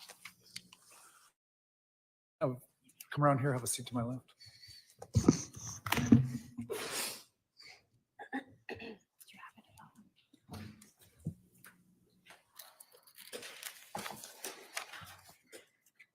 Sir, would you please introduce yourself to the jury? My name is Daniel Coons. And where do you work now? Well, I am part-time temporary employed with the City of Chandler Police Department as a civilian criminal investigator for cold cases. Where did you work before that? Before that, I worked as I finished working as a detective with the Chandler Police Department. Specifically, the last assignment was robbery homicide unit. How long did you work for the Chandler Police Department? Just over 30 years. Can you walk us through your different assignments at Chandler Police Department? Sure. After my basic training at the academy, I was assigned to patrol. I did that for a little bit. And while I was in patrol, I was assigned as a crime scene officer. Now that's still a patrol officer, but it's additional duties such as collecting evidence, processing crime scenes, taking photographs, things along those lines. After I did that, I went to crime prevention for a couple years. I did that and came back to patrol, found a calling to go into detectives. I became a family crimes detective for 5 years. And from there, I became a homicide detective. During that time, I was also assigned part-time. We don't have a full-time SWAT team, so I was on that for just about 20 years. Can you talk to us a little bit about your training to become a SWAT officer and what a SWAT officer does? There's regular officers that typically will do entry. There's some that specialize in breaching, some specialize in grenadiers, and then we also have the snipers. So I was cross-trained to do the regular basic entry officer stuff, as well as I became a sniper, and eventually I became a sniper instructor. Okay, so what kind of training did you have to go through to become a sniper and sniper instructor? So the sniper training was a basic 40-hour course. I attended that with the FBI. And as time progressed, I would attend advanced sniper trainings so that I could enhance my skill set. And eventually, after having been on as a sniper for a while, I attended a 40-hour sniper instructor course. Who is that with? That was with the American Sniper Association. As a trainer for snipers, what did that entail? It entailed having to have a good working knowledge of the actual job, the ballistics that the rifles need to perform, knowing how to train new snipers, knowing how to keep snipers that have achieved certification to keep their skill sets up, and to keep meeting the mandates of what would be expected of a police sniper. Did you ever become a shooting reconstruction expert? I did. Can you tell us what does that mean? It means that I attended a course. It was a 40-hour course where it was completely hands-on. There was classroom, a lot of hands-on with you not only see the results of different impacts and things like that, but you actually get to make it happen. And then after that, you, as a class, you work together, putting things back together. And at the end of the 40 weeks, there is a test that you have to pass to get certification. You said 40 weeks? Or sorry, 40 hours, sorry.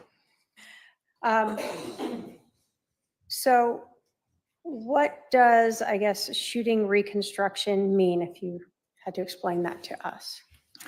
It means being able to take information from a scene and being able to put it together to reconstruct as best as possible or humanly possible what happened. For instance, you have bullet strikes. In some cases, you can actually get a good angle or ballistics information so that you can backtrack it and get an approximate area where the shooter had to have been. In many cases, you can help articulate whether information given to you was factual or if the information given to you was not.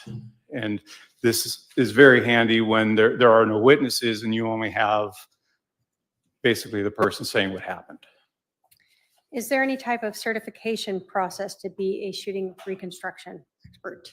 Yes, at the end of that course, I had to successfully complete a test in order to get certification. And when did that occur? That was in, I believe, early 2017. Who is that through? Who puts that on? It was with Michael Haig, And his who is- company. Who is Michael Haig? He is part of a duo, father-son duo, that have become quite renowned for their ability to do ballistics and then teach it and train other people with it.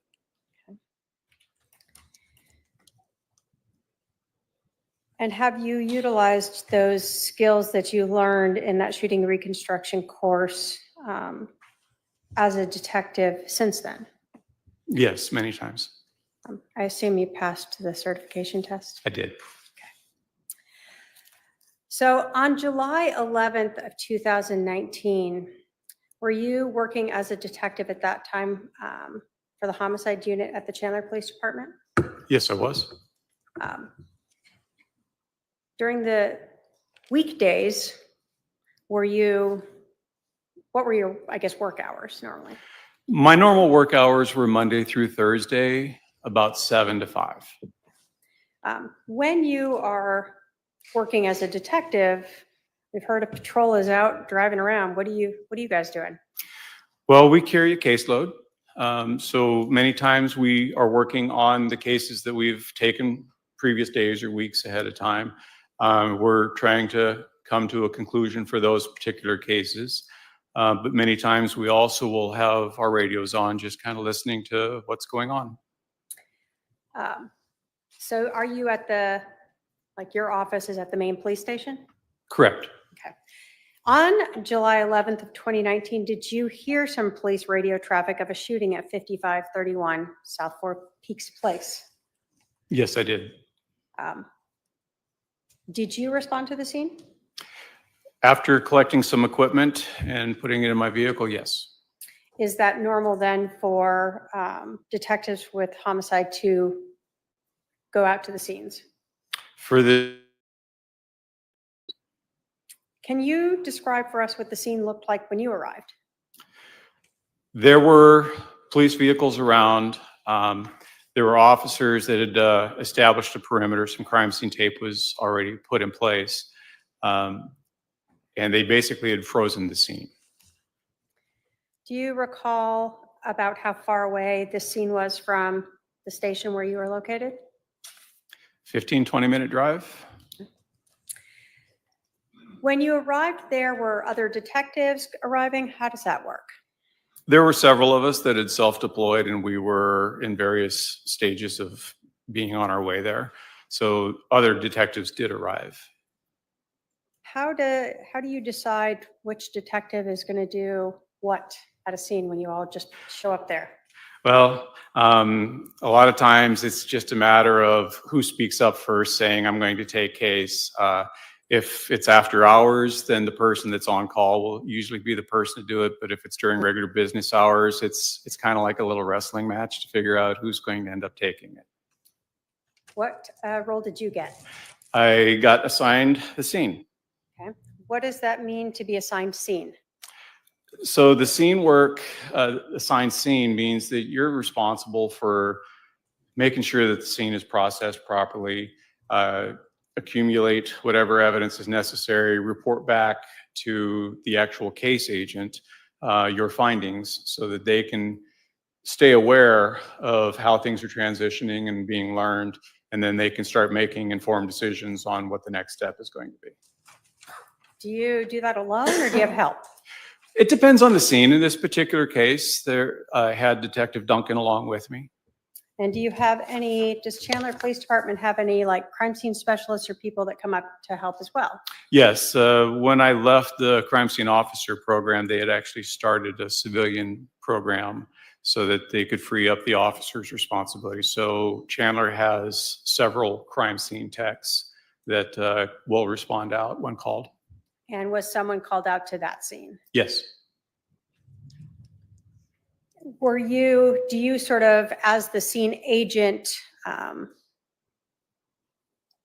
help, I guess, tell them what to do? Are you the person who's overseeing the whole scene? It's more of a collaborative effort. We do provide direction on things that we're specifically interested in, but I've worked with them for many years, so it's pretty easy for us to just understand some of the basics that have to be done, such as overall photographs. Before we even think about manipulating anything or marking anything, we want to try to capture the scene as it was that we walked into it. As the scene agent, did you create a diagram to just reflect what the scene looked like? Yes. And is that to scale? It's not to scale. It's close, but it's not to scale. Your Honor, if I can have my paralegal approach with Exhibit 5.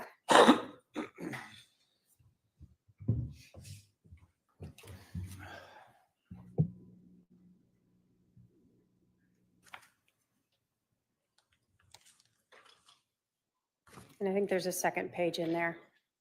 It is behind, but it's not exposed to the back. Yes. And is that the sketch and then the second page measurements of that diagram that you made? Yes. Your Honor, the state will move to admit Exhibit 5. Any objection? If it's not to scale, I don't know how it will be helpful, but no objection. All right, Exhibit 5 is admitted. And if I may publish. Go ahead.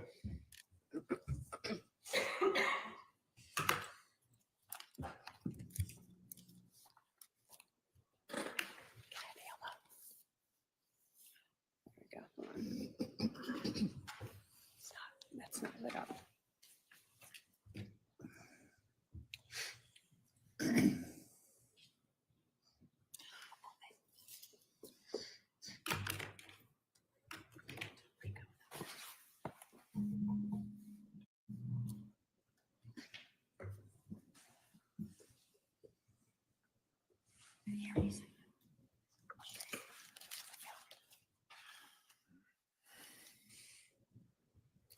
Oh, we might use the one behind you.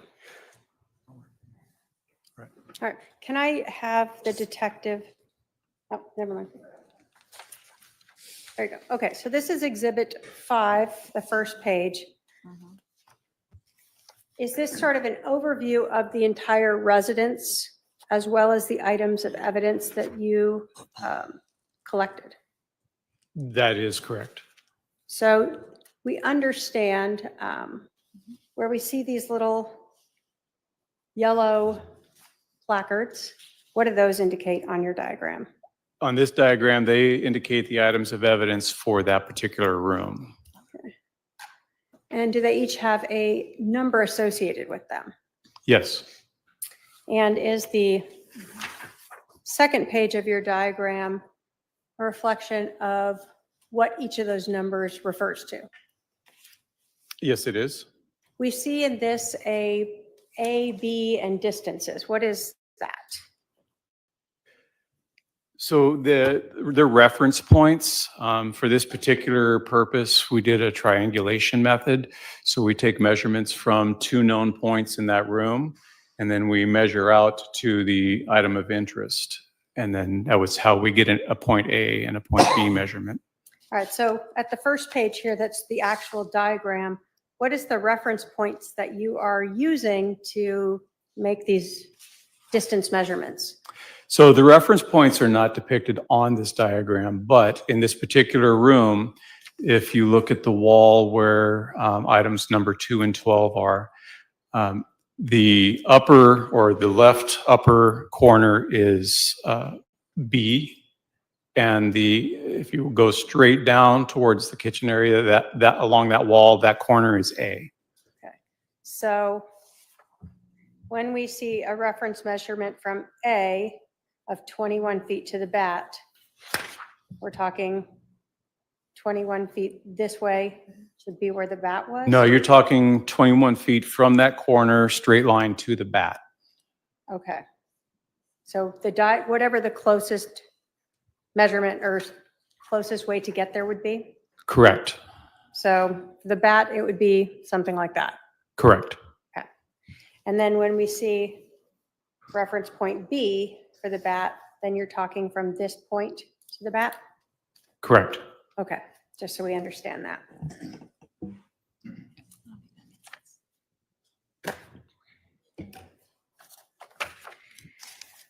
When Chandler Police Department goes to a scene like this, do they utilize any type of photography system to help better document a scene so that you can see things more clearly sometimes than?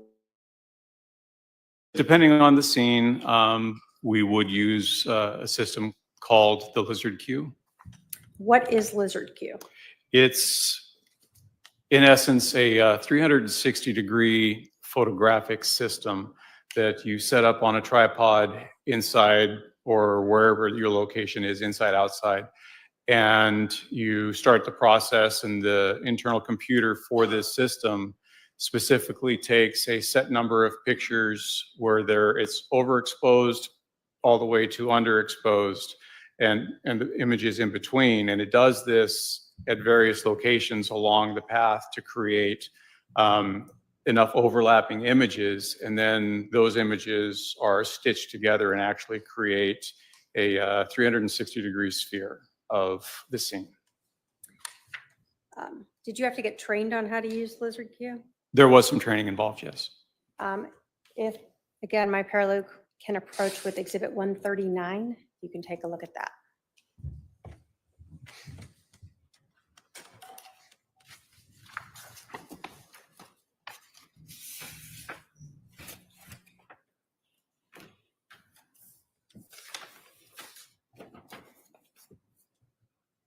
Okay. You recognize a thumb drive that is in Exhibit 139. Yes.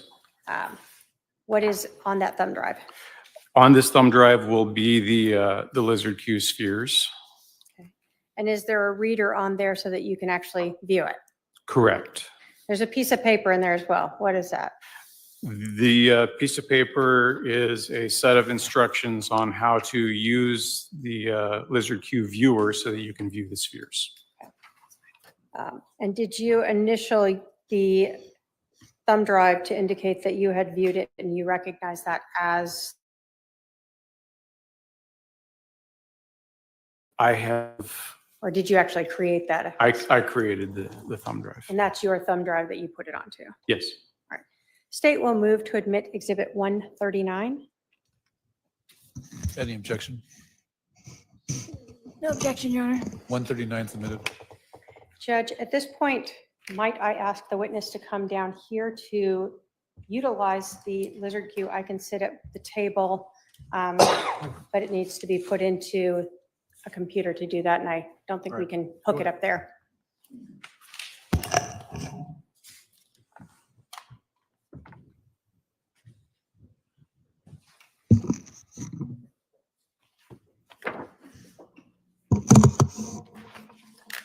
All right, so if you can insert that on that laptop in there. Yeah, thank you.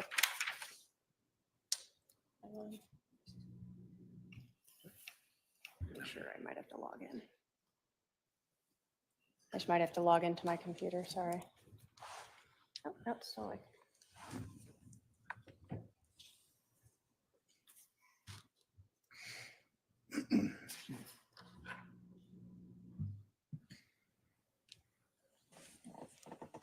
I'll let you from there.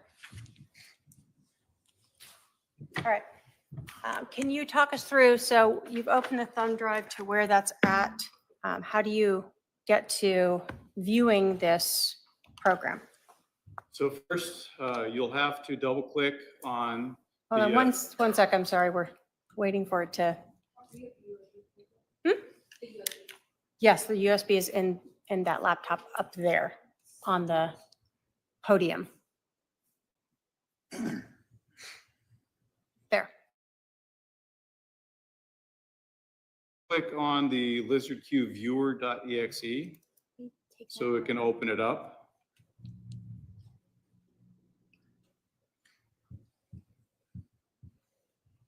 And then it's going to ask you where to look for the spheres.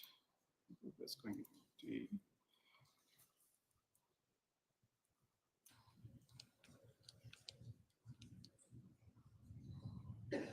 and then you just double click on the sphere you choose to open up and it will open it up for you. Can you make that larger so we can? Waiting for it to respond. Got it.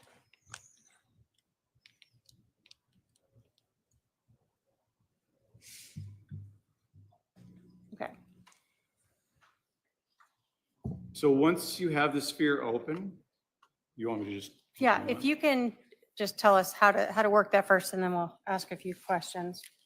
So once you have the sphere open, if you depress the left mouse button, you can actually move the images around.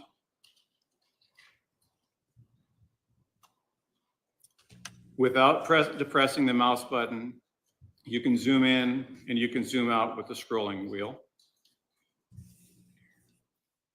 If you depress the right mouse button and use the scrolling wheel, this will darken or lighten your sphere.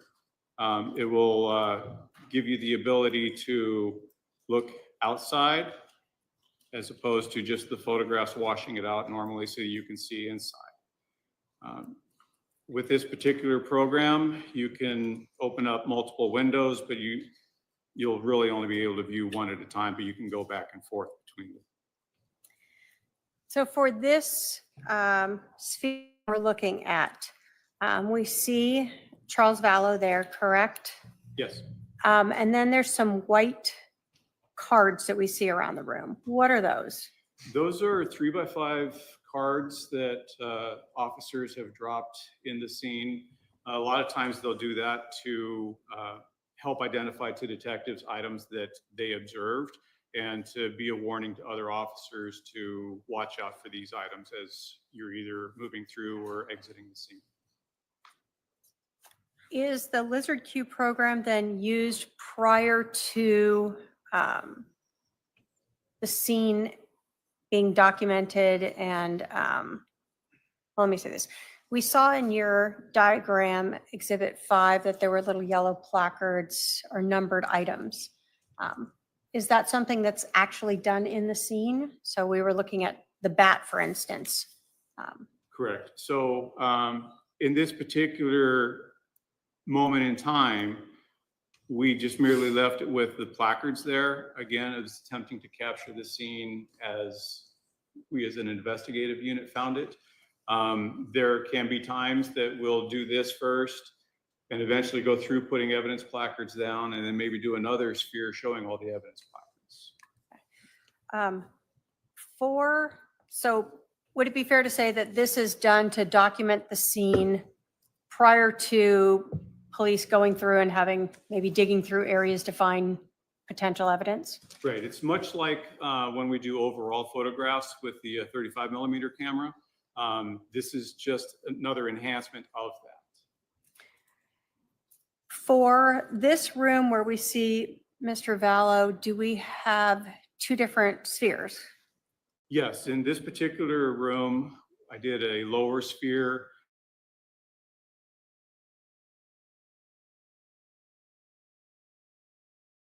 And then I did a sphere there. So we have a program that we can combine those and make it a measurement sphere. So we could do measurements linear, but not to and from the camera because of its limitations. So what is provided here is without measurements. That is correct. And without anything being marked yet. Aside from the 3x5 parts. Can you show us the lower level sphere as well? This is the lower level. Okay, then the upper level one, sorry.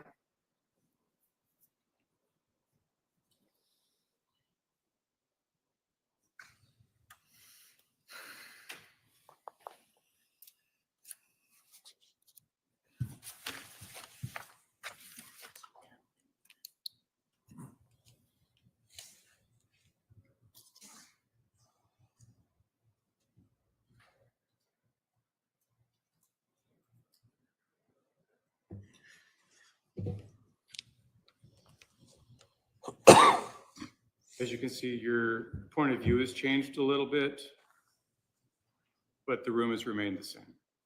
Okay.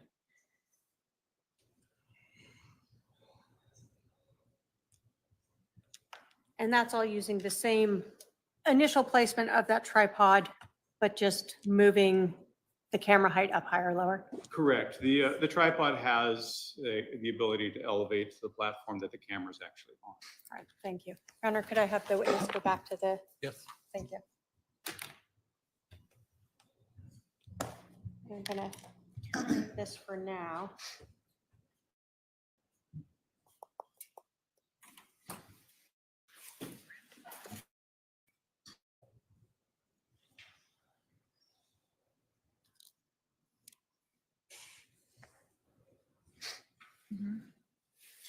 So although that documents what the scene looked like that we saw prior to the marking of evidence, as a scene agent, do you still utilize photographs? 100%, yes. Why? It's just an added fail-safe. The lizard queue can, if you do the lizard queue, then you're restricted to just the view from where that camera is at. When we do overall photography, we actually move around and get it from different perspectives. This is just another tool in the ability to show what the scene looked like. Did you also photograph rooms where the lizard queue was not used? Yes. When you photograph a scene, what is the process for that? I'm not When sure you- I understand. Sure. When you enter a scene as a scene agent and you are looking at one like this, do you just go into the room where this person is and just photograph that area and that's it? No, we would photograph the entire place to document it. The lizard queue, because of the volume that it takes and not necessarily information that would require the setup of a sphere, then we will just stick with the crime scene photos for those particular rooms. Okay. So I can have my paralegal approach with exhibits 6 through 138.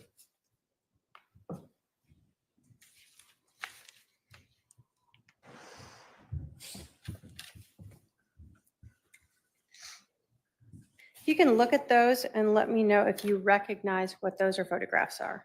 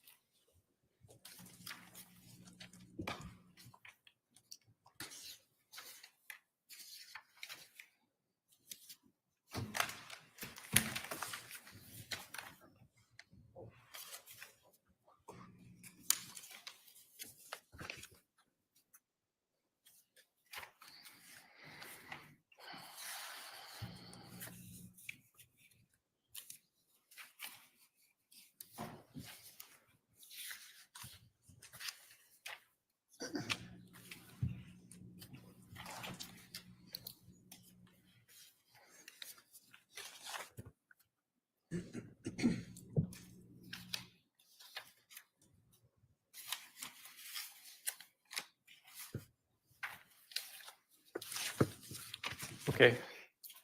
Do you recognize all those photos? Yes, I do. Do they accurately depict 5531 South Four Peaks Place, both before and during and after processing it? Yes, through various stages of the investigation. Your Honor, if I can have those shown to the defendant. Yeah.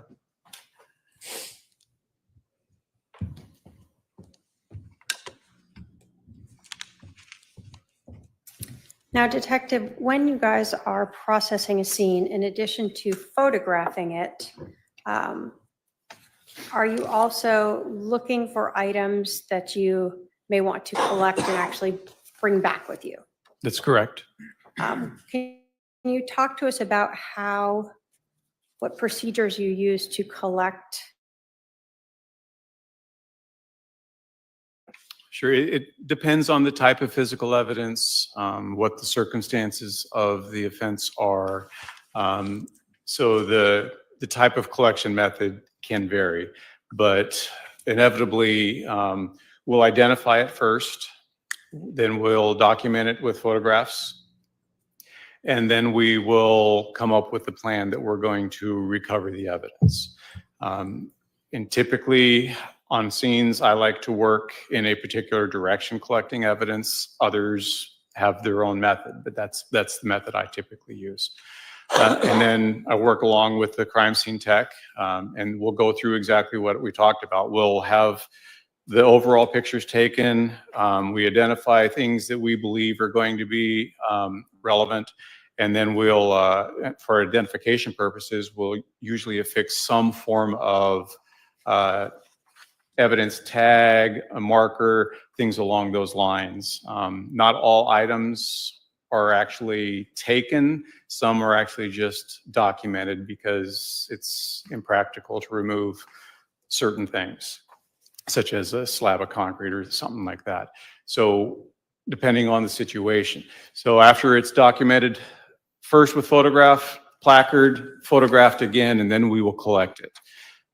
If DNA is an issue, the crime scene tech will be the one that'll take care of the method for doing it, and they will take the protective measures, whether they do gloves, swapping gloves out, or they do face masks, depending upon the nature of the evidence. If it's super DNA critical, then we will pull all the precautions out.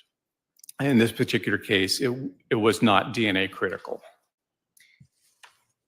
Do you still wear like gloves or anything like that when you are collecting these items of evidence? Absolutely.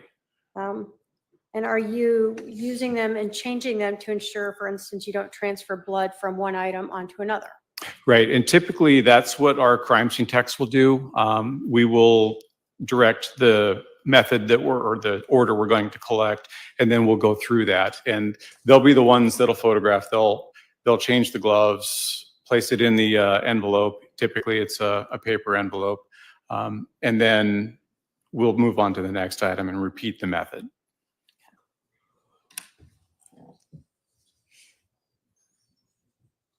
So in this case, I'll put 5 back up if I can have the Alamo. Thank you.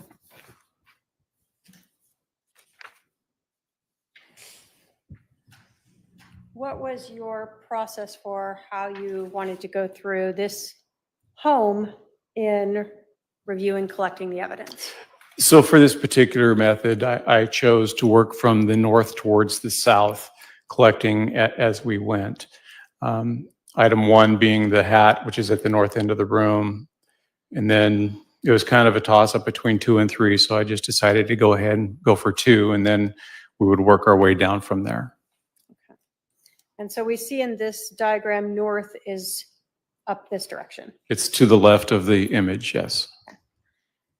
And so in the photographs that you're taking of these individual items, do you see those placards or something that shows a 1? Yes.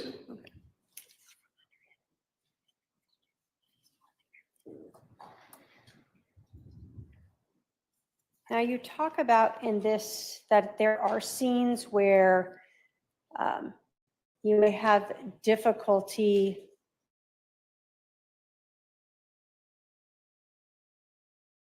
out some pieces of evidence to bring back with you.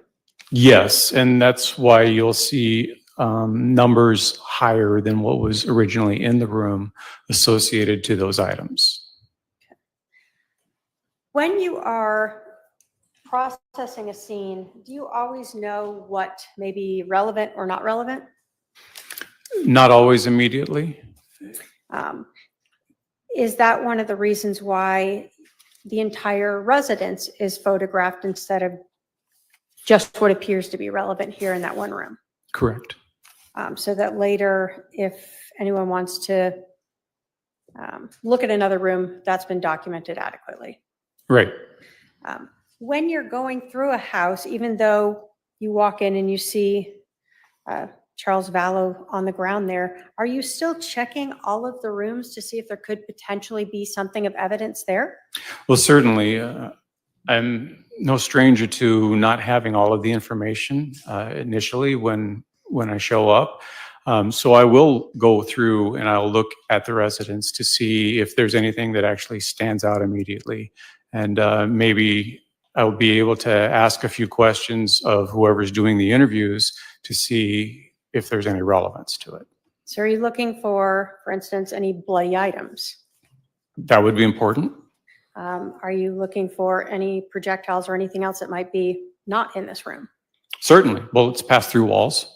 Are you looking for any evidence that might be related to this individual, Charles Vallow, like wallets or things like that that might have been left somewhere in the house? Yeah, anything that could properly identify who was.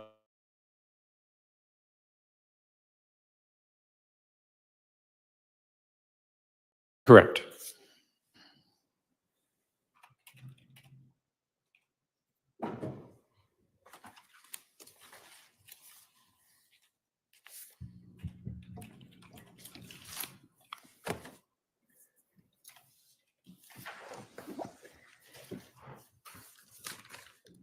When you photograph a scene, do you start at the outside of the home?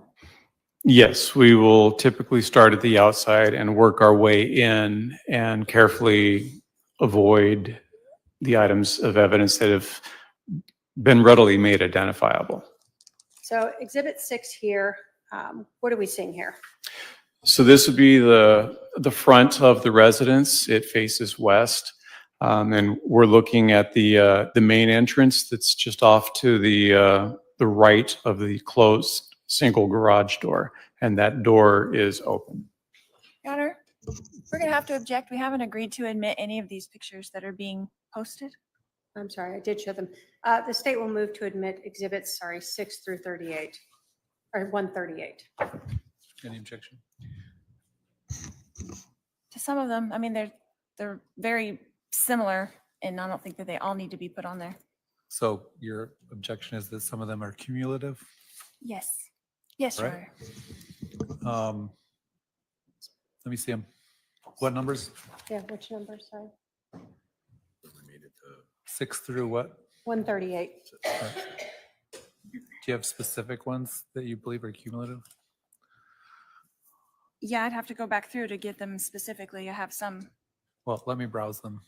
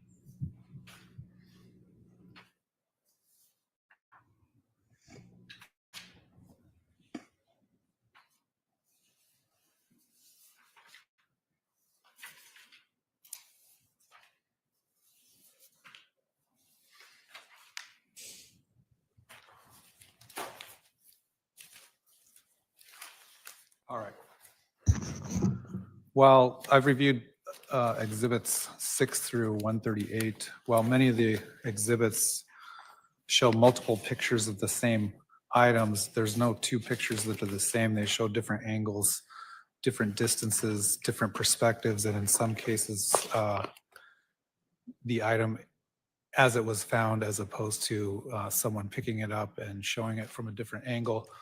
So they're somewhat cumulative, but the court will admit those exhibits. They may help assist the jury in visualizing the scene and determining where things were at the scene.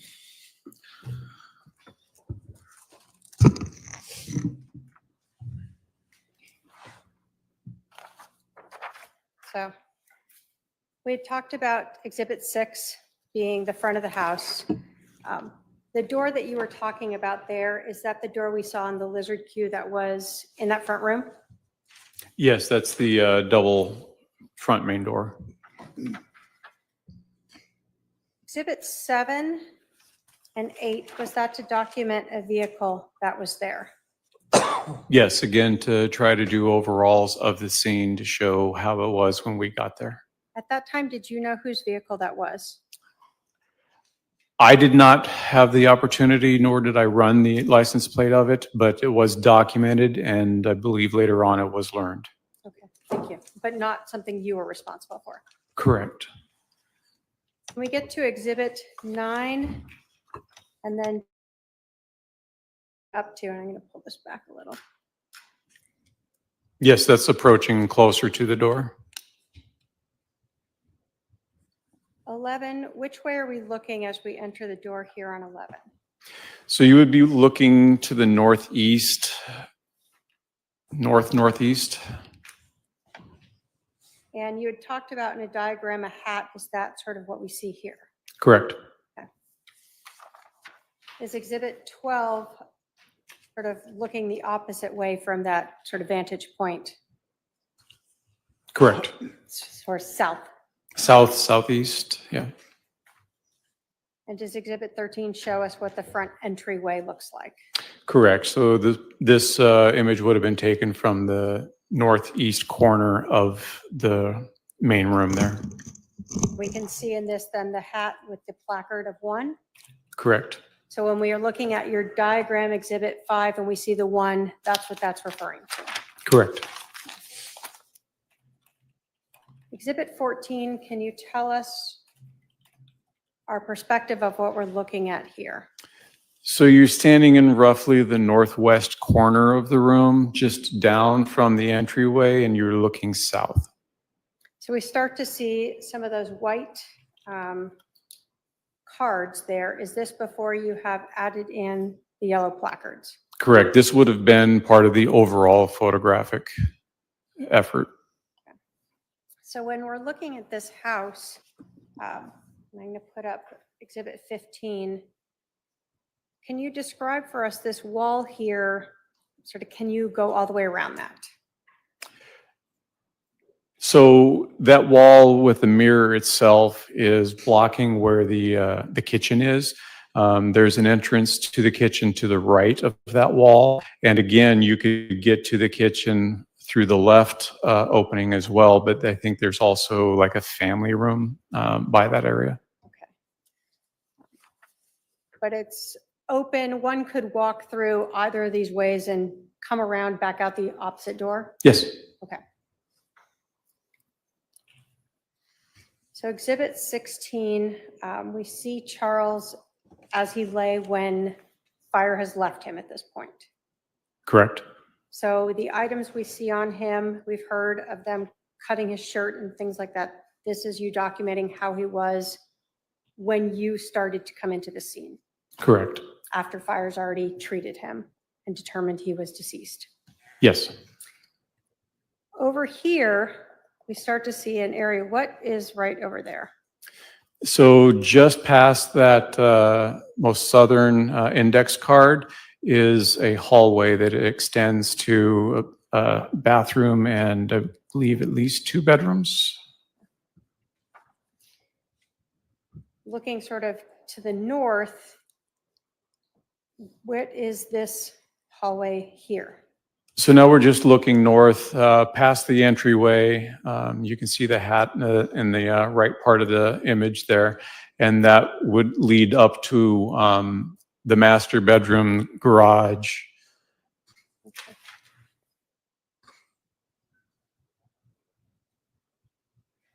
When you are looking at a scene like this, where you have a shooter, are you wanting to document all the different views of the items and the victim where they lay in the scene? Yes, it's important to establish where things were at when we found them.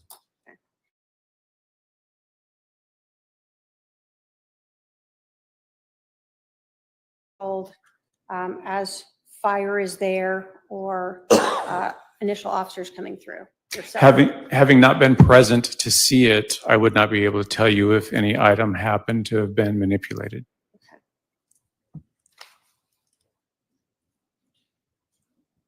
Does 19 show us part of that hallway that we're talking about to the bedrooms? Yes, it does.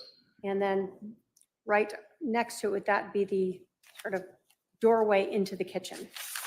Correct. That's past this mirror on the left would be where the wall rounds a little bit and leads to the kitchen.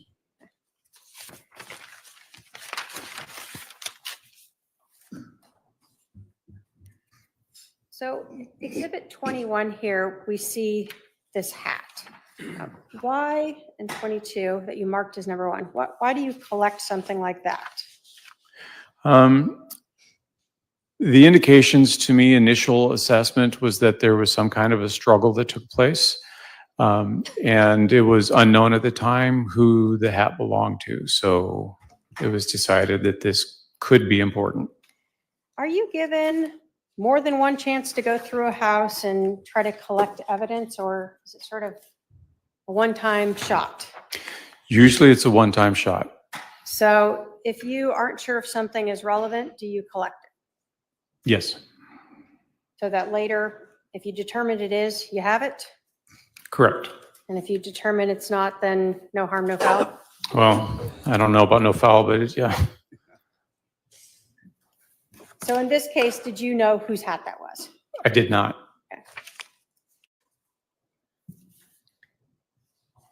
I'm going to put up 15 first.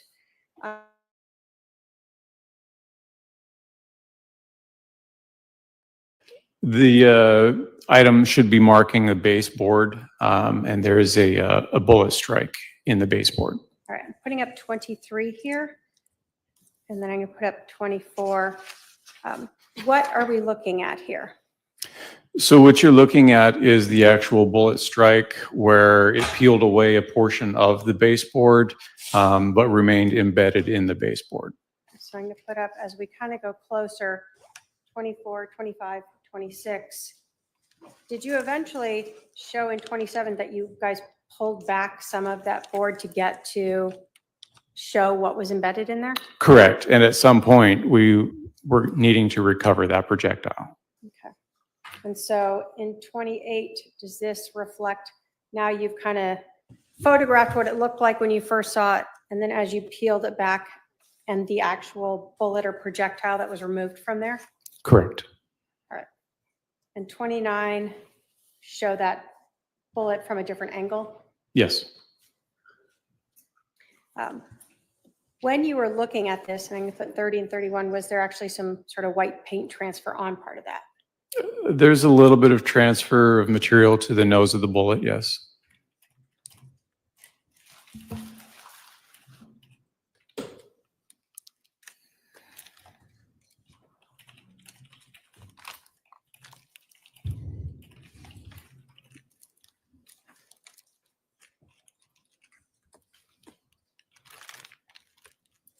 I can have my paralegal approach with 243 and 245, or sorry, 243 and 235.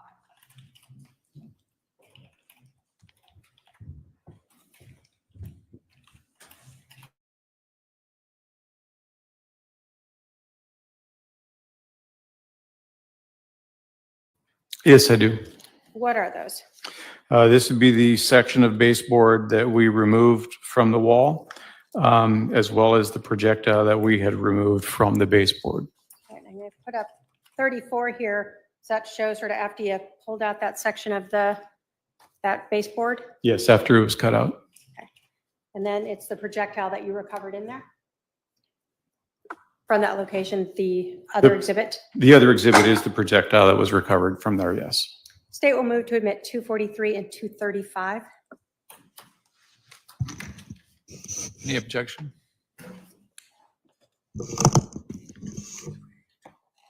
No objection, Your Honor. You said 243 and 245? 35. Oh. 243 and 235. It's ordered admitting 243 and 235. If I can have my paralegal go retrieve that. So I put up, to give us again a different perspective, 17 here. We've talked about, as you're kind of working your way down, you told us you started with the hat, then you went over to the baseboard, and then you went back to the west wall. Yes, And so we see in this photograph, Exhibit 17, what you have marked as item 3. What was that? that was the baseball bat. I'm going to show Exhibit 35. Is that a closer up of that bat? Yes, it is. Were photographs taken of the sort of edge of the bat itself? The, The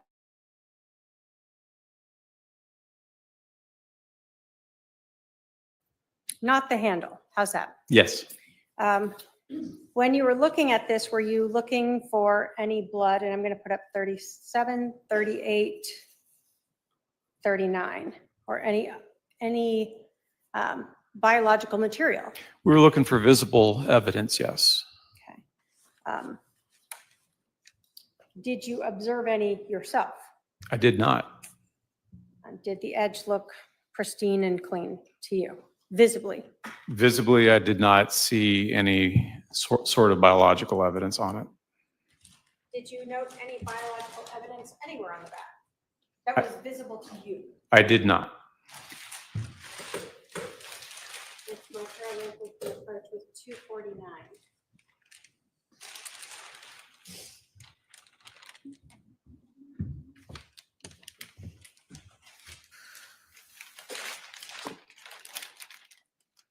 Do you recognize what 249 is? Yes, I do.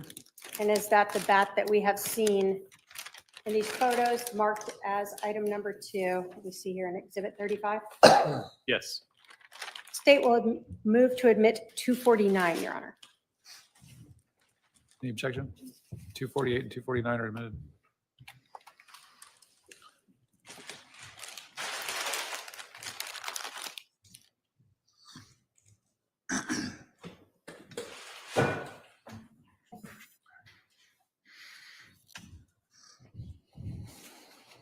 So that was item number 3. I'm going to put up Exhibit 40. Do we see a placard there for number 4? Yes. And what was item number 4? And I'm going to put up Exhibit 42 here. It is a full metal jacket projectile.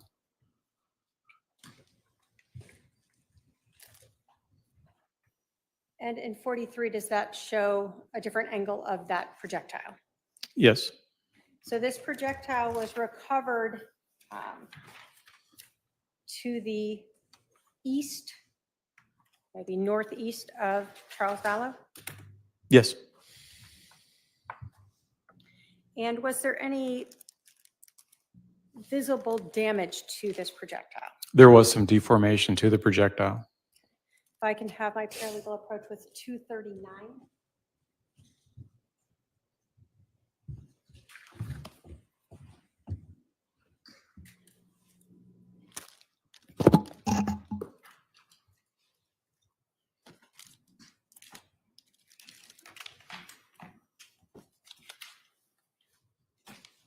Do you recognize 239? Yes, I do. And what is 239? This would be what's identified in the picture as item number 4. the projectile was found close to the body. State will move to admit 239. Objection. No objection. 239 's admitted.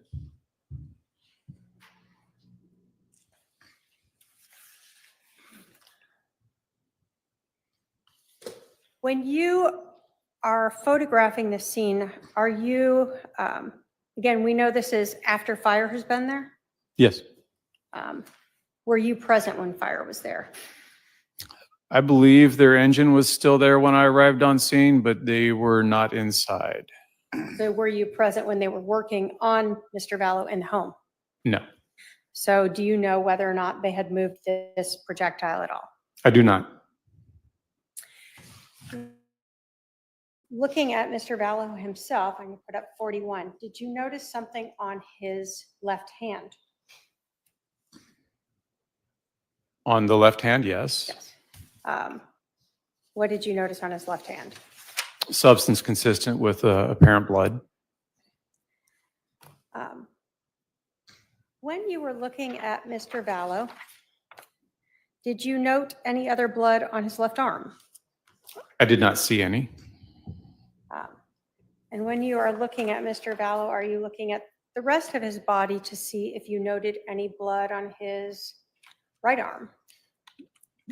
Correct. I did not see any on the right arm. I did not manipulate the body until the medical examiner showed up. So visibly, as he laid there in that supine position on the back with his arms out, what you were able to see, did you see any other blood like we observed on his left hand anywhere else?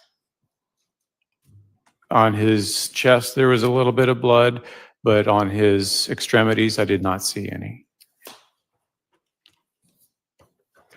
And so when we talk about his chest, is this the blood that we see here, sort of? Above and below the pads. Did the blood to Mr. Vallow's left hand stand out to you in any way? Yes, it was interesting that it's just on that one particular part, but it's not completely surprising. Was there any blood on the floor around where his hand was? No. So although we've heard of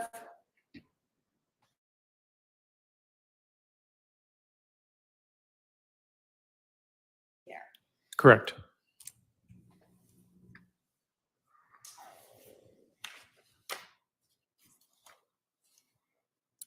So going back again to Exhibit 17, we've now talked about 1, 2, 3, and 4, correct? Do we see Yes. a placard number 5 there? Yes.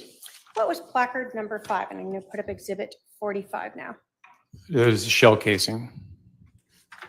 And I'm going to put up 46 to be closer of it. And 47. Were you able to determine what caliber that was? Yes, it belonged to a .45 automatic pistol. Now, as a police officer, do you have a semi-automatic pistol yourself? At least one. Okay. And I guess as a reserve officer, do you still have some? I'm not a reserve officer. I'm just retired. But yes, I still possess firearms. All right. So in terms of a semi-automatic handgun and seeing this type of casing, can you tell us when you fire a gun, where does this come from? What is that? So in this particular image, we are looking at what's commonly called a head stamp. That's going to be the opposite end of where the actual projectile would be inserted into the casing. The circular ring that you see in the head stamp there is actually what's called the primer, and that's what the firing pin hits to initiate the primer charge, which ignites the powder and then sends the projectile through the barrel. So if I put up 48 here, we have a projectile that goes through the barrel. What is this item here? This case.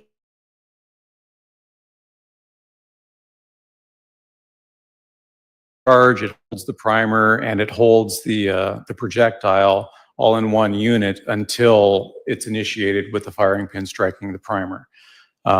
After the charge starts the projectile down the barrel, then the most semi-automatic weapons will actually, the slide will start moving back to the rear, and there's a piece of the slide called an extractor that goes around that back rim of the projectile there, around the head stamp, and it pulls it backwards out of the chamber. And then it completes the cycle going all the way to the rear where it hits what's called an ejector, and that kicks the casing out of the gun and readies it to go forward, stripping a new cartridge off the magazine, if there is one, and loading that into the chamber ready for the next shot. So when you fire the gun, projectile goes out the barrel and this casing gets kicked out. Correct. So I'm going to go back again to Exhibit 17 where we see 5. And I'm going to put up Exhibit 49. To the south of 5 here, did you find another casing? Yes. Is that what we see in Exhibit 49 and 50 as placard 6? Yes, it is. So were those located in the generally in the same location? Fairly close to each other. When a casing is ejected from a gun, do they just plop down and stay right where they landed? No, there are many different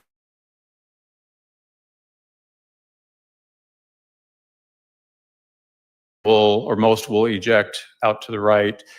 Some will go farther back towards the right, some will go forward, some will go center, some actually kick higher up in the middle. It really depends on the manufacturer, the process, how the person's holding the firearm. So there are a lot of things about it, but there's usually sufficient energy designed in it so that it kicks the casing out so it doesn't interfere with the feeding of the next cartridge. In your experience firing guns, can casings bounce or roll or move after they are ejected? Yes. Item that we see is number 6 and number 50 there. What caliber casing was that? It's a little blurry. Do you recall if it was the same 45 caliber as the other one? They were both 45 caliber. I can have approach with 238 and 240.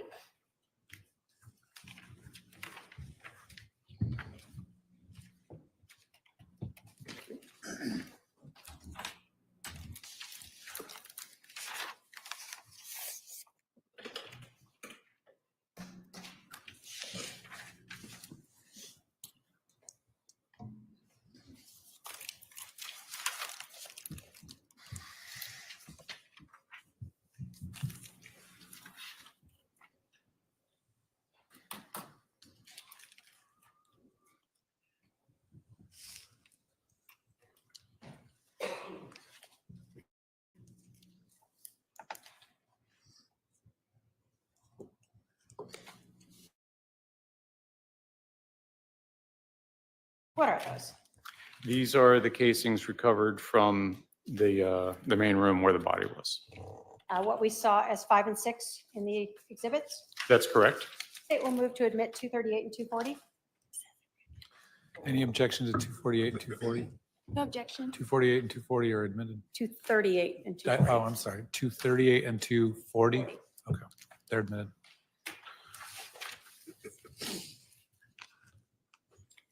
Now, do the police move the body when you're processing the scene? Do you go around and move Mr. Vallow around? No, Do you have to wait for someone from the medical examiner's office to come do that? that is correct. Sort of the body is their responsibility? Yes, Are you present while they're doing that? absolutely. And are you looking for any other evidence that may be on, around, underneath Mr. Vallow? Correct. In this case, did the medical examiner's office come and remove Mr. Vallow's remains? Yes, they did. Once his remains were removed, did you document by photographing, we see here in 53, the blood that was left behind?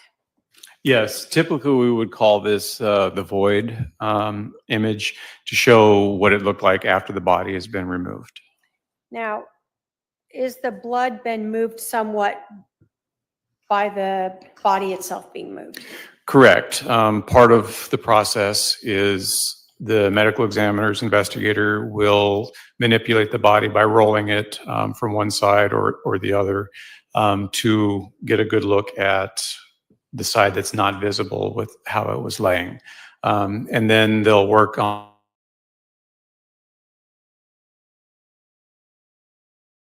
So looking at the void or the blood pool that we see here, has it been altered somewhat from what we saw or observed while Mr. Vallow's body was there due to the movement of his remains? that would be safe to say, yes. Okay. Did you and other officers clean up that blood pool? Yes. And in doing so, did you observe anything on the floor? Yes. Underneath, well, once the blood was cleared off, we could actually see a defect in the wooden floor that was consistent with the projectile strike. All right, I've put up Exhibit 56. There's a placard number 13 there. Is that far away so we can see the location of where that is in perspective to the room? Yes. Having seen Mr. Vallow's remains in the room and then having them removed, were you able to determine approximately where this defect that we see marked as 13 was located in relation to Mr. Vallow's body? Yes, it would have been consistent with being under his left shoulder. Did you take closer up photos of that defect? Yes. You put up 59 that shows that placard. Is this what you were talking about? That is correct. How did you, well, let me ask you this. Did you look at the rest of the floor to see if there were anything else that looked like that? Yes, that was a consideration. So we did look at the rest of the floor. So you went through that whole room to see if you found any similar type of defects on it? Correct. Did you? No.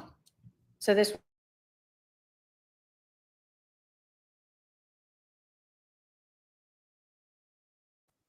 defects in the ground, what made this different? The size of it, the directionality, the fact that it was directly underneath the shoulder where we observed an exit wound, and the fact that there was a projectile found on the floor in proximity to this defect. Was it, let me ask you this. As a person who has processed crime scenes, fired guns themselves, did it appear to you consistent with a bullet strike? Yes, it did. And what were you basing that on? The way the indentation is and how it tapers up, coming away from the body in the same direction that the projectile was located. Did you and other detectives remove that piece of wood? Yes, with great pain, yes. All right, putting up Exhibit 60. Is that to show the piece removed and Exhibit 61 to show the actual piece? Correct.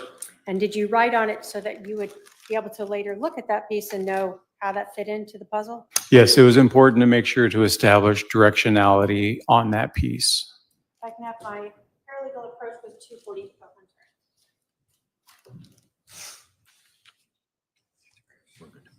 You don't want to? I do.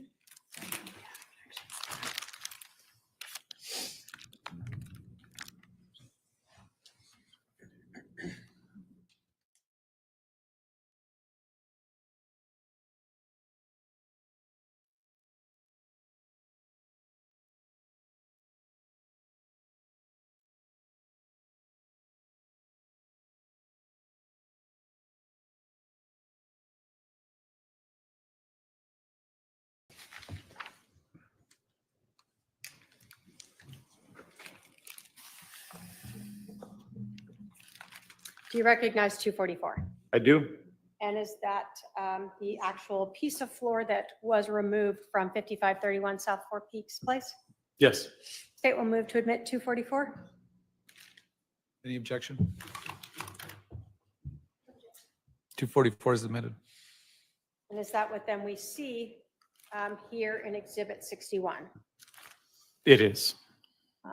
Obviously, this is inside plastic, but this is the piece you're talking about. Correct.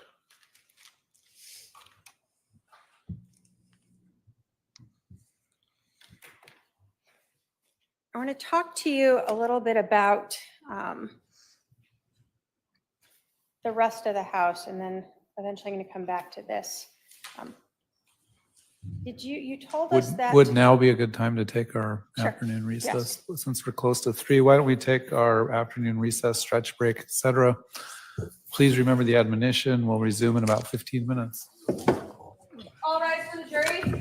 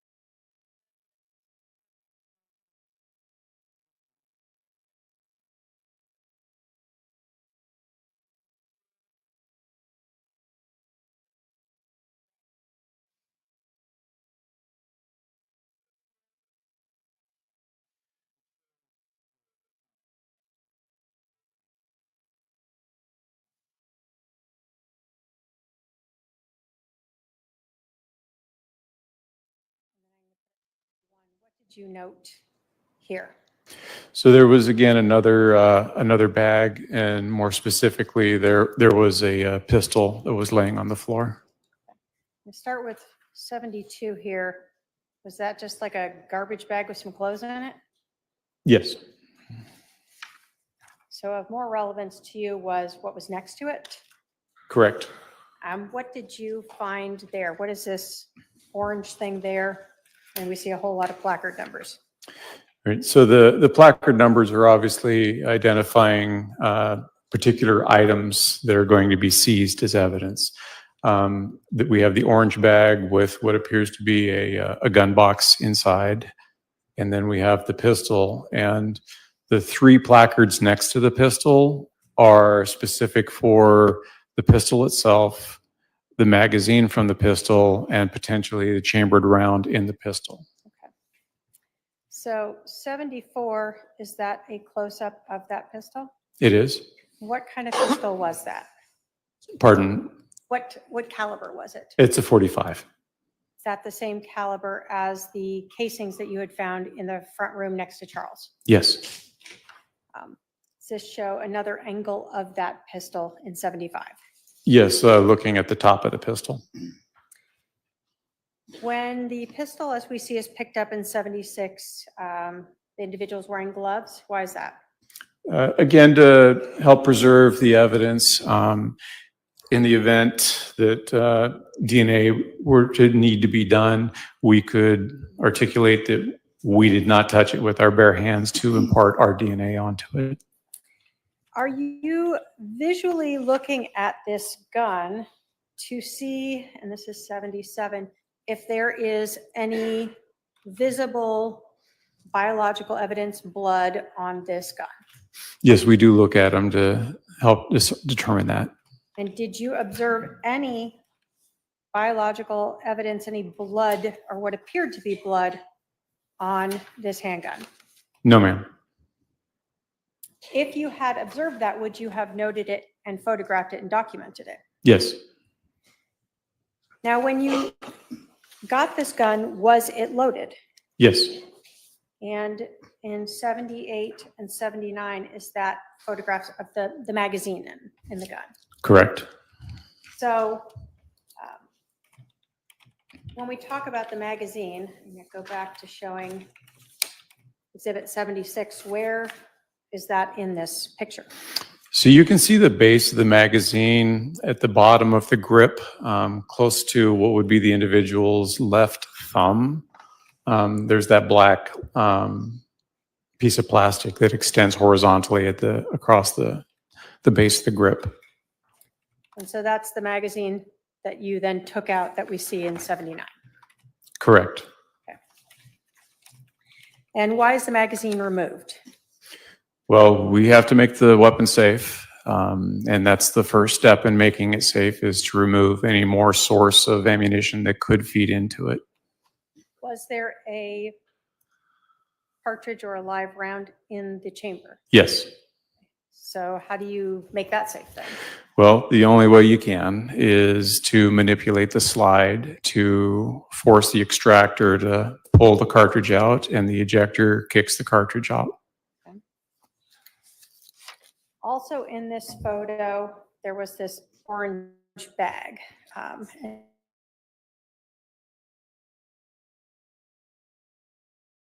We see in 82, did you remove an item from that orange bag?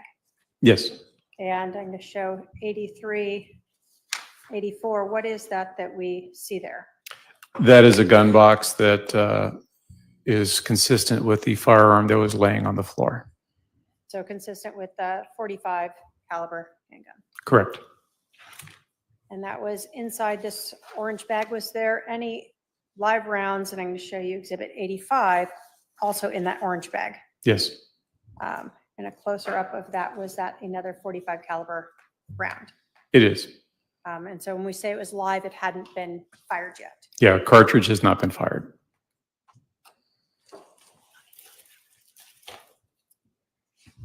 We start then by having my paralegal can take up Exhibit 237 and 246.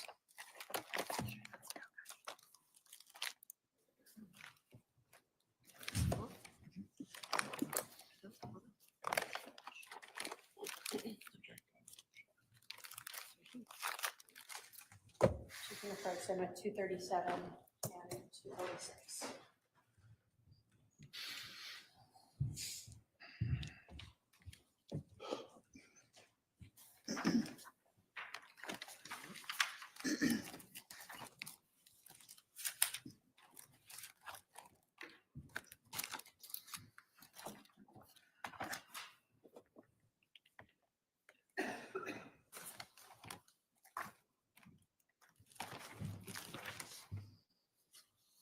Do you recognize 237 and 240?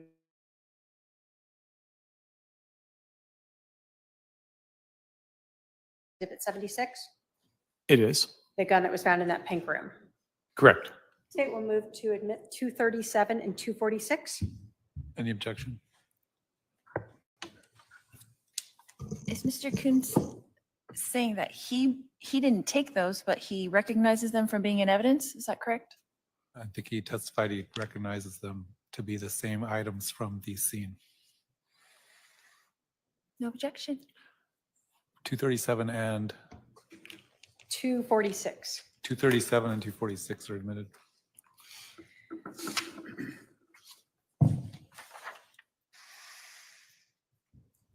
Now I have my paralegal approach with 247, 248, and 236. Sorry.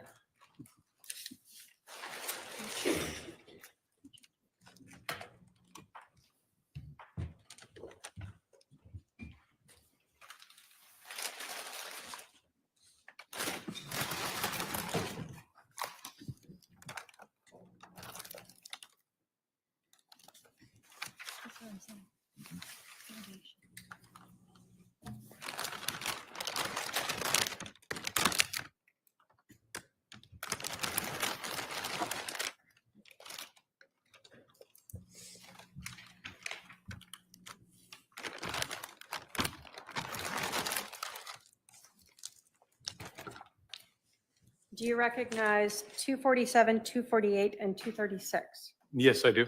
And are those what we saw in Exhibit 83, the gun case, as well as in 73, the orange bag that the gun case was in? And hold on. What we see in 85, the single live round that was found inside that bag. Correct. State will move to admit 247, 248, and 236. Any objection? Just a foundation, Your Honor. If he could give a serial number or something that could authenticate those? Well, he testified that those were the items that he recovered from the scene, so I guess you can question him about that on cross. Give me the numbers again. 247, 248, and 236. Those items are admitted.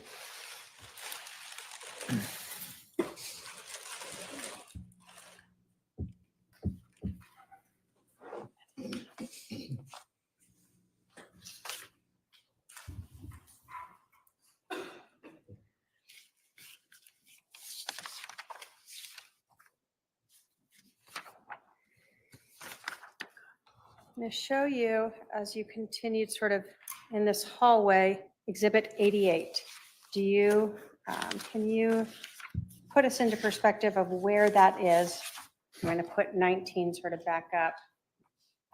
Where is, what we see, this room with the blue on it, Exhibit 88? So those two doorways would be on the south side of the hallway that leads up to the pink or maroon room. Specifically, the blue one would be the most southwestern bedroom of the home, and then the other doorways to the hall bathroom. Okay. So again, did you go into this blue room, and look for any potential items of evidence? Yes. So in the room with the sort of child themes on it, did you find anything bloody in there? No, ma'am. Any ammunition in there? No. In the pink room, we saw the gun. Did you look in the floor of that room to see if there was any blood drops in the pink room? Yes. So I'm going to go back 1 second to 87. So on this floor and the bed and around here, did you notice any blood in that room? No. No blood swiped across a wall? No. No blood on that orange case? The orange bag? Correct. No. No blood on the black case for the gun? No. Or the extra magazines that were in there, any blood on those? No. None seen. Okay. So then in the blue room, did you do the same sort of thing? Look to see if there was any bloody clothing, any blood swipes, any blood drops, that sort of thing in there? Correct. No items of bloody anything was discovered in there. Okay. And nothing on the floor either? Correct. When we go to 92, you said that was the hall bathroom next to it? Yes. Do we see that in 93 and 94 here? Yes. Did you look in everything like even the sinks to see if you saw blood there? Yes. Along the countertop to see if you saw blood there? Correct. Did you note any bloody items, that was anywhere in that bathroom? I did not.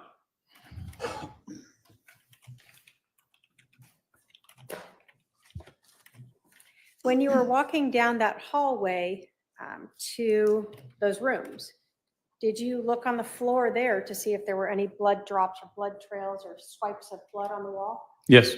Did you observe any there? No. So 98 here, can you put us in perspective of what we're seeing? So this would be towards the feet of the body, where the hall splits to the kitchen and then to the bedrooms that we were just discussing. Okay. 99, is this like a lanyard that was hanging on the wall there? Yes. So wasn't knocked off or anything? No, it's where we found it. And as you go through 99 there, is that how you entered, one of the ways you could enter into the kitchen? Correct. And is this sort of a view of that? Yes. So in the kitchen, did you look on the floor there to see if there were any blood drops? Yes. Along the cabinets to see if there were blood drops there? Yes. When you got to the sink, I'm going to put exhibit 103 and then 104. Did you observe a small amount of what appeared to be blood on the faucet itself? Yes. Did you look sort of as well in the sink itself to see if there was any blood there? Yes. Did you observe any there? Did not see any visible blood. Now, when you're going through the house and looking to see if you note any bloody items or any other items of evidence, are you looking in things like trash cans? Yes. So was this a trash can in the kitchen, for instance? Yes. And did you note any bloody rags or towels or anything thrown in there? No, ma'am. Okay. You said that there was also sort of a living area in there. Correct. I'm going to put up exhibit 112 to get a better perspective of that. So is this the doorway we were talking about? Yes. And so the kitchen here opens up into the living room. Correct. Did you look through that area to see if you saw any blood on the floors? Yes. Did you observe any? No. Did you look through that area to see if there was any blood on any of the furniture or walls or anything like that? Yes. Did you observe any of that? No. In Exhibit 111, where does this doorway lead? That leads back out to the mirrored room, the main room where the body is. So when we were talking about the two doorways, one sort of directly into the kitchen and the other sort of more towards the end of the kitchen living area. Yes, This is what you were talking about. correct. And in Exhibit 113, can we see sort of both of those doorways? Yes. And 114, a overall perspective of that. Another perspective of it, yes. So throughout this whole area, again, you're looking for anything that might be relevant because you have one chance to document it, correct? Correct. When we talk about 115 and we talked about the original layout of the house, is this that front entrance area again? Yes, it is. And where are we looking in this perspective? So you were looking in a north direction.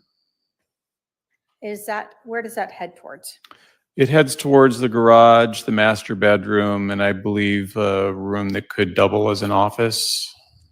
Okay. So when we go along this wall here that we see in 115, 116, 117, is this the sort of what we would call office or playroom? Yes. Okay. Did you look through there, see anything bloody in there? We looked and found nothing. Was there like a powder room in this area? Yes, And did you search that as well? it was. And again, you're looking in sinks and in trash cans? Correct. And did you observe in 121, 122, the trash can and toilet and sink, any bloody items there? No, Was there a laundry room in this area? there was. And I'm putting up 123 and 124. Did you look through the laundry area to see if you saw any bloody items in here? It was looked through, yes.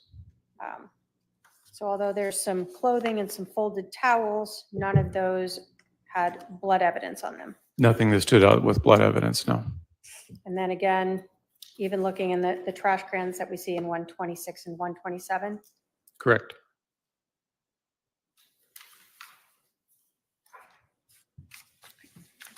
One 128, are we now heading into the master bedroom? Yes, 129, was there sort of an office setup in there as well, 130? correct. And are you, again, looking through the floor, looking everywhere for any items of evidence? Correct. Anything to indicate that what happened in the other room transferred into this. Okay. Or any cleanup from after it? Correct.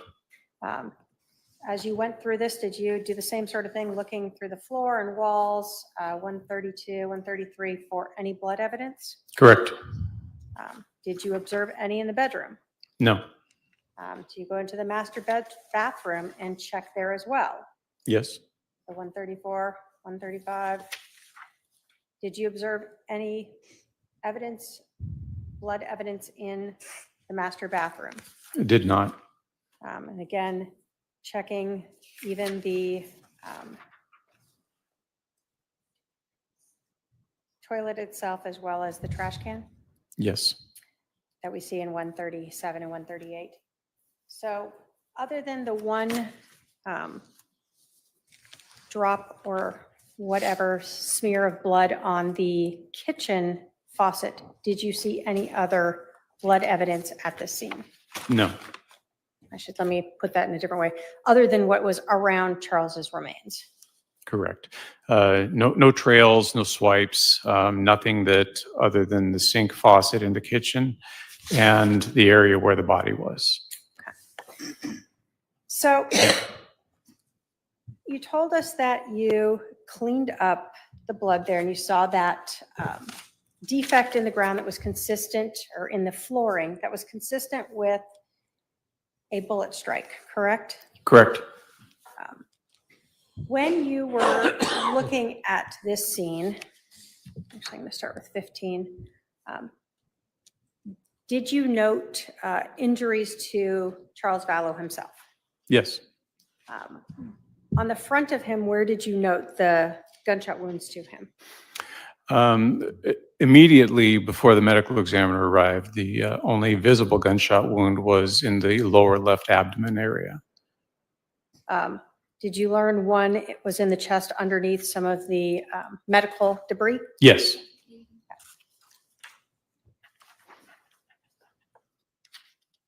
When you are looking at this scene,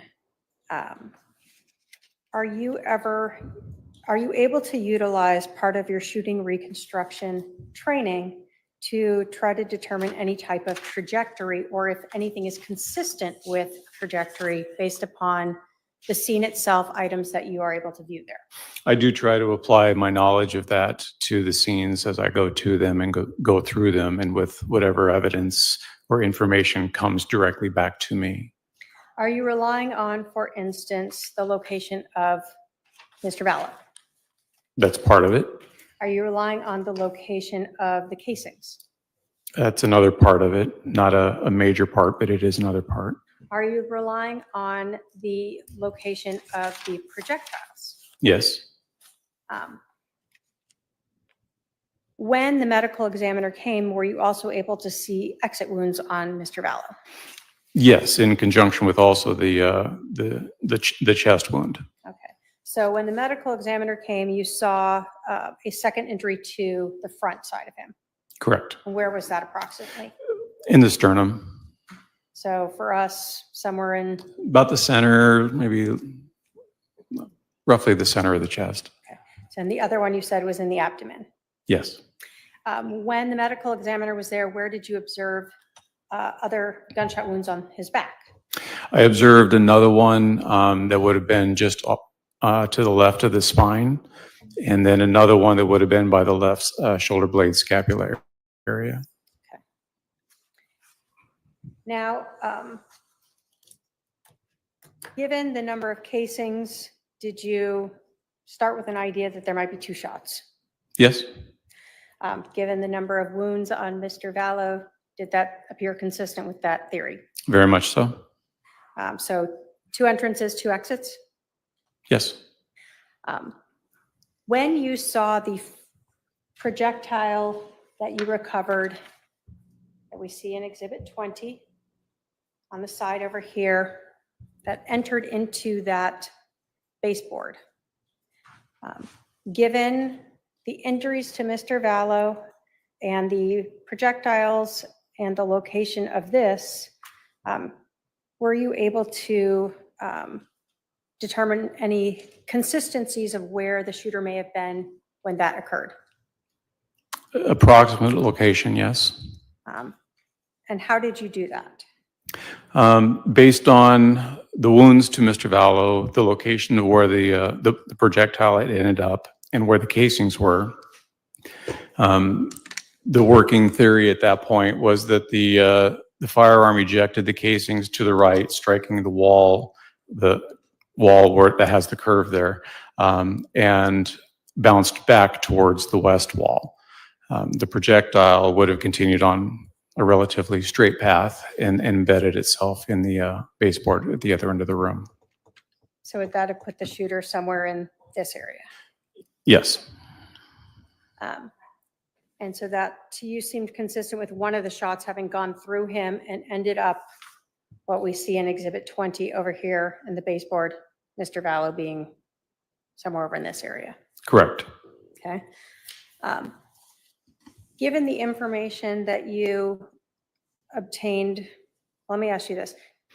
Given the information that you saw at the scene there, again, with the casings, the injuries to Mr. Vallow, both to the abdomen and the shoulder, and then after you cleaned up the blood, the damage to the floor underneath the location of his left shoulder, were you able at that point to start, have any concept or have a idea of what would be consistent with where the shooter may have been and where Mr. Vallow may have been for that shot?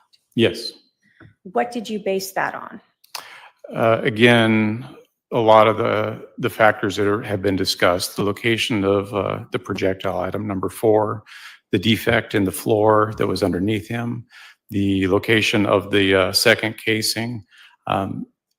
It was all consistent with the shooter having been at the feet, not necessarily right upon the feet of Mr. Vallow, but in that direction, close enough so that the projectile could, again, bounce off that wall and land on the west wall, The projectile or or the casing, sorry. When you were looking at this scene, I'm going to put 56 up. Obviously, there's no exact, I'm going to move Mr. Vallow this way just to kind of be looking the same direction. Did this defect appear to be in the area of Mr. Vallow's shoulder? Yes, Now, Mr. Vallow had been rolled a couple times by the time you cleaned that scene up. yes. So you didn't like stick a rod through him there and see if that worked? No, that would be inappropriate. Are you even allowed to do that? No. Does a medical examiner frown on that? Yes, the body is theirs by law. So you're basically able to look at where he was located and say that that is consistent with being underneath his left shoulder. Yes, and we did take measurements of the body before it was moved. All right. So when you measured where the body was and then you cleaned up that blood and measured where that projectile divot was that consistent with where his left shoulder was? Yes. Given that information that you had at that time, were you able to draw any conclusions as to whether or not the evidence was consistent with Charles Vallow being laying on the ground when he was shot? Very much so in the position that you see him. He was, the second shot that entered the abdomen would have been where he was lying. Did you attend the autopsy itself? I did. And when you were at can you tell us what it means when you attend an autopsy as a detective? So as a detective, we go to the medical examiner on the date that they're going to do the autopsy. There is the autopsy suite itself where the doctors and technicians work with the bodies.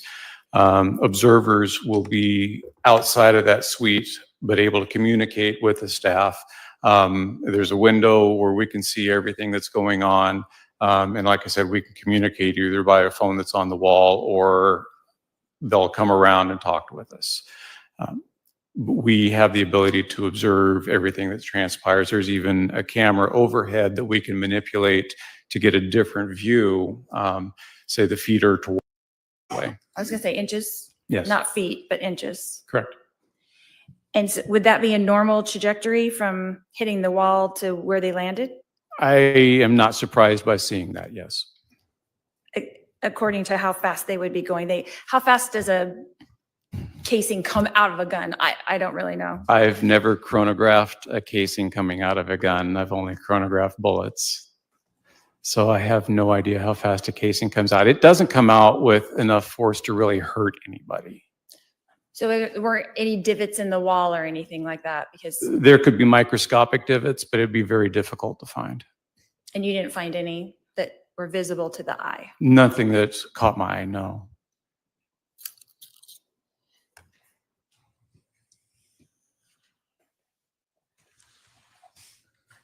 So were you there at the time when Alex did the walkthrough? Yes, ma'am. And so you were there. Did he describe where he was standing? Sustained.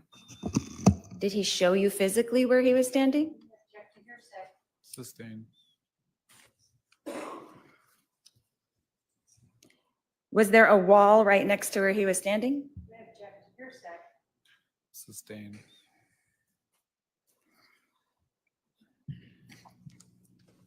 Your Honor, I'm not asking for the truth of the matter asserted. I'm saying he observed this person standing in that place.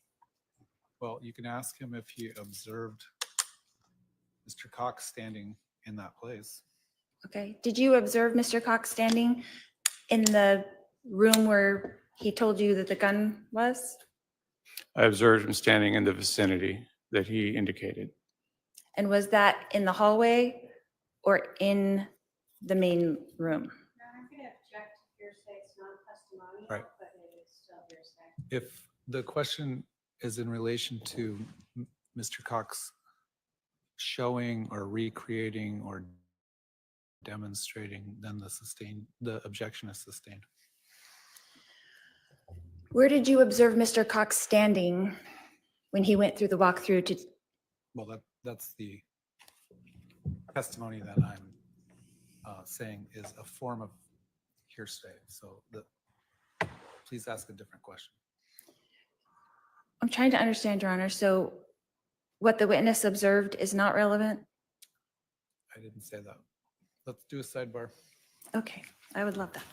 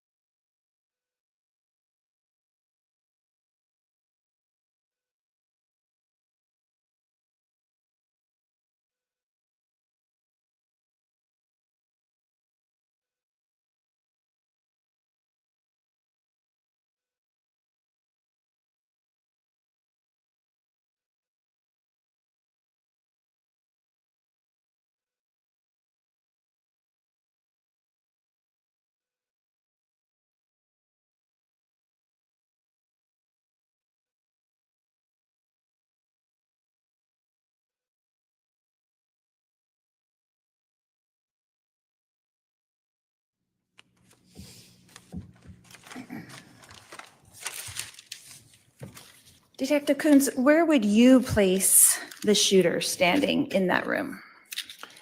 I would place the shooter in the area of where the curve of the wall was and the kind of the hallway entry area, somewhere in that general area. So would you have it, what direction would you place him standing? Facing, I mean, not standing, but facing. For which shot? The first one. The first one in a more easterly direction, Mhm. And the second? in a more northern direction with a slight deviation to the east. So would you have him stepping forward? Is that what you're saying? No, What direction would you have him moving? I didn't say the shooter moved. You're just saying that he shot from a different angle? Yes, ma'am. Okay, so you think he was standing in the same location? I don't know that.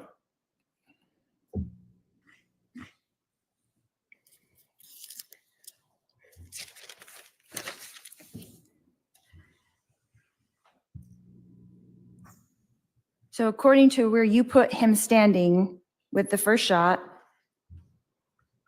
the casing bounced off of the wall to the right and landed to the left. Correct. And then where you have him standing in the second shot, the same thing happened. Approximately, yes. And how far apart were those casings found? I don't have the specific measurement of how far apart they were. They were a few feet. So they're a few feet apart. Yes. So if he was standing in the same place, would they be a few feet apart or would they be closer? It depends on a different amount of things, like how was the gun being held? Was it canted to the side? Was it not? What the angle was. Could the shooter have moved? A little, but it would have been the same general vicinity. But you said he didn't move, according to you. I said I didn't say he moved. So he could have moved because they were more than a foot apart, the casings found. A little, yes. Would have been in the same general area.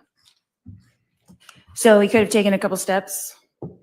Perhaps could have slid the body sideways. Anything that you can do to the body, it could have been done in a short area. And is that common in, I don't know with shooting, if is that common with someone to shoot once and then move and shoot again? I'll sustain it on speculation. In your experience as a firearms expert who fires a lot of guns, right? Would that be a common thing to do? An objection is to speculation as to when, where, circumstances. All right, I'll sustain the objection as to speculation.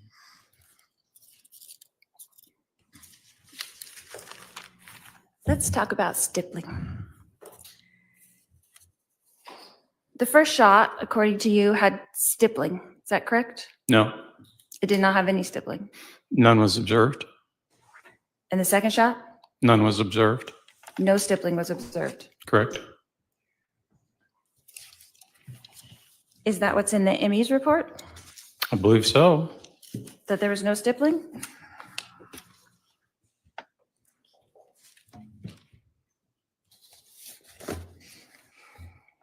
Can I have a minute, Your Honor?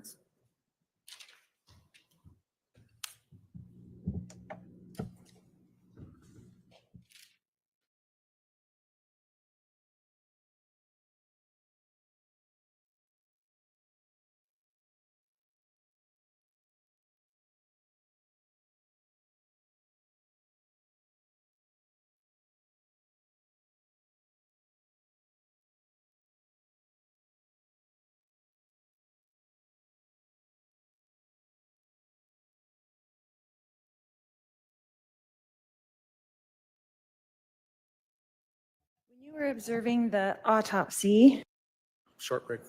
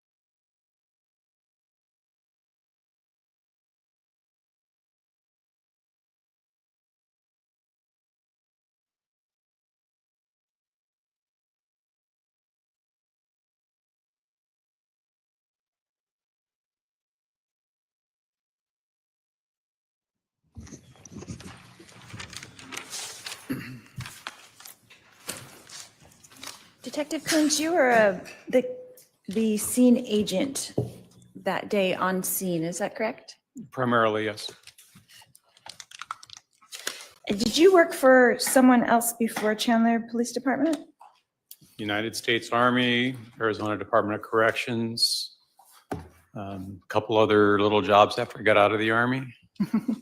Did you work for Gilbert Police Department at all? No.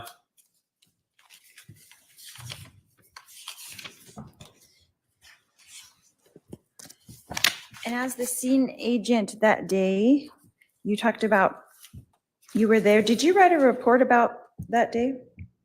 Yes, ma'am. When did you write that report? I don't know the day I sat down to write it. It was shortly after the event, So close to July 11th, 2019? close to it. Within a week, maybe? Again, I don't recall when I specifically started typing that.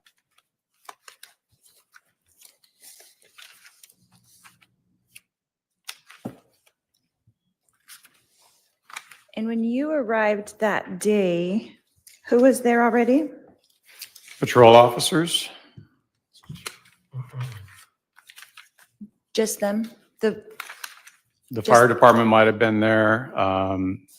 Alex Cox was there. Other detectives arrived.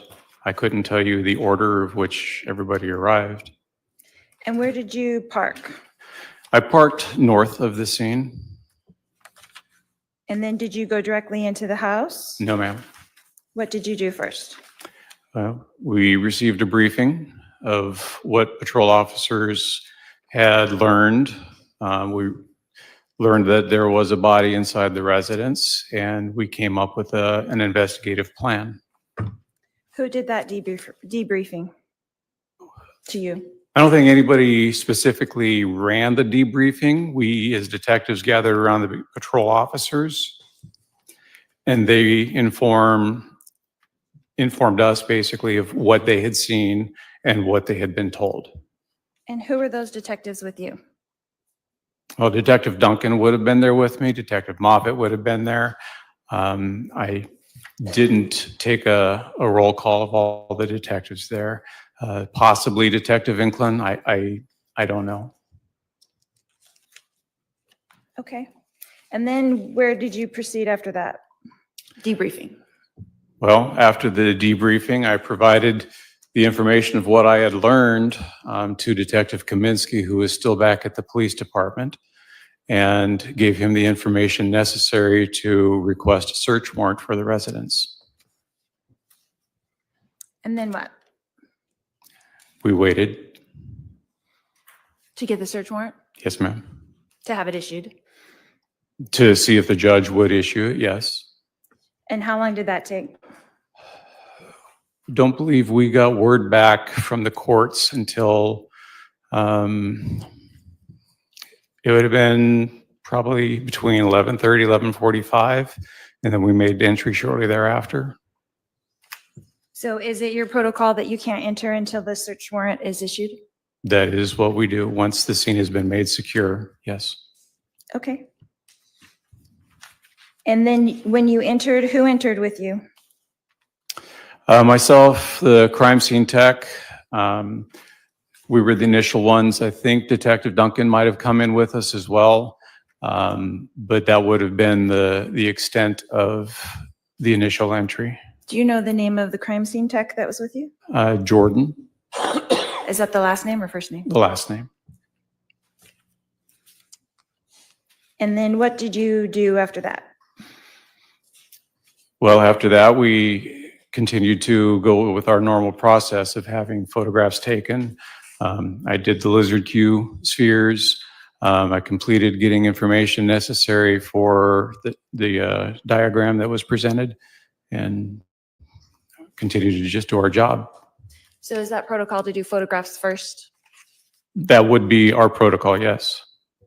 And then what do you do after that? I know that you were searching for the blood in all the rooms. When did that occur? That occurs after the initial photographs are done. and then we can walk through and look in the particular areas that's been photographed already. Okay, so the photographs are finished and then you guys kind of walk through.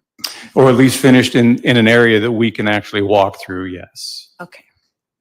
And then when did you set up the tripod after, how long after that? So the tripod was set up after the area had been photographed.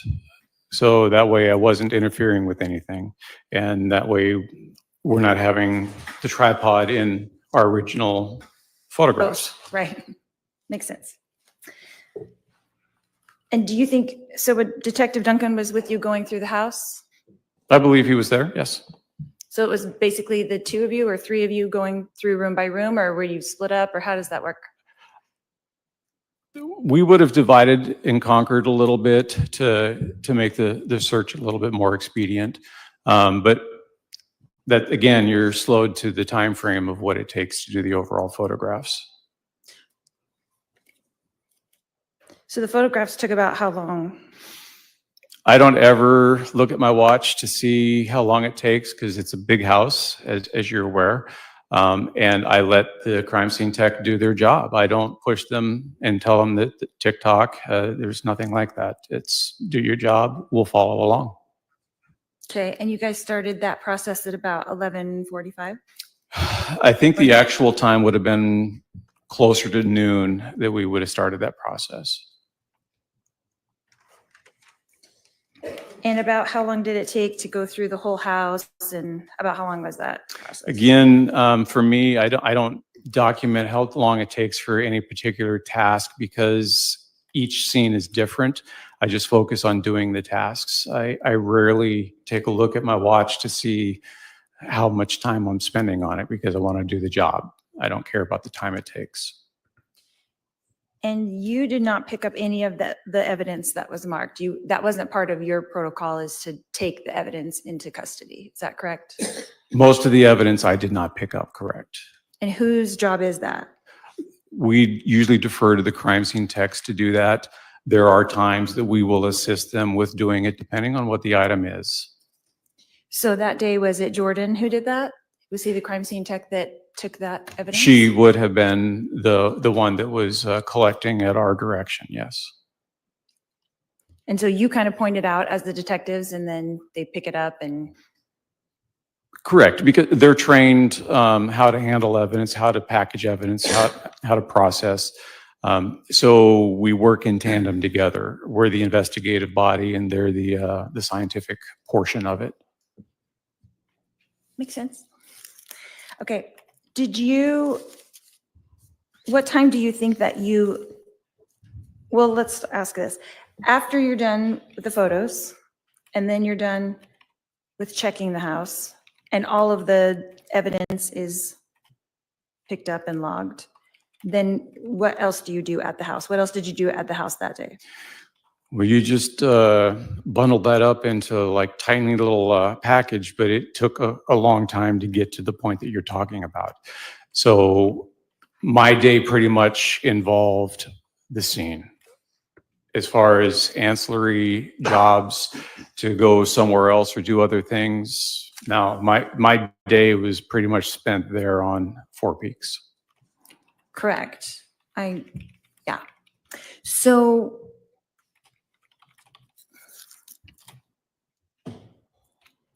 when did you leave the residence then? We secured from the house sometime between 4 and 4:30 p.m.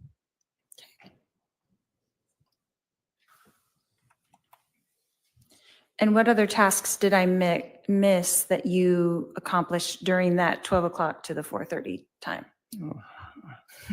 I just don't know what you were doing in there. I'm just wondering. Well, we identify the proper or the evidence items. We're looking for other evidence items. I am still doing the diagram, so measurements need to be done.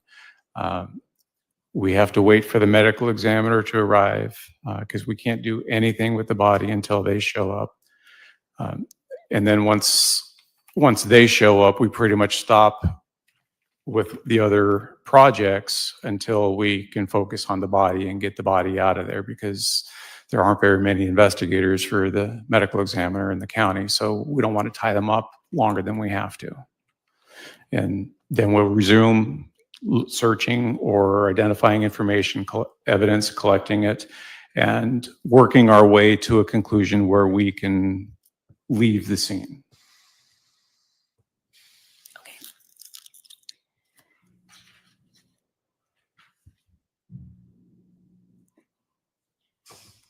So after searching the whole entire house, did you guys search the backyard at all? It was searched. Did you do that or did someone else do I that? did not. Who would have been in the backyard searching? It would have either been another detective or we would have asked an officer to do it. And what would they be looking for? Any blood evidence, anything to indicate, based upon the information we had of the event that took place inside that house.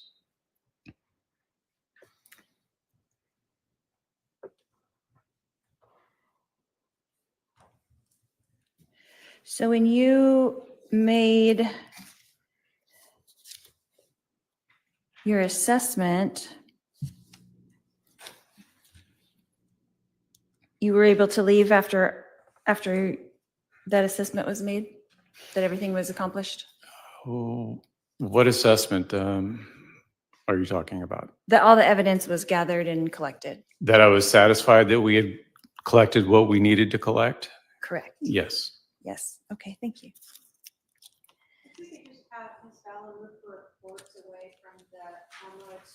Oh, is it showing? Oh. I'm sorry. Yeah, that's, actually, let's just turn that off until we need it. Thank you.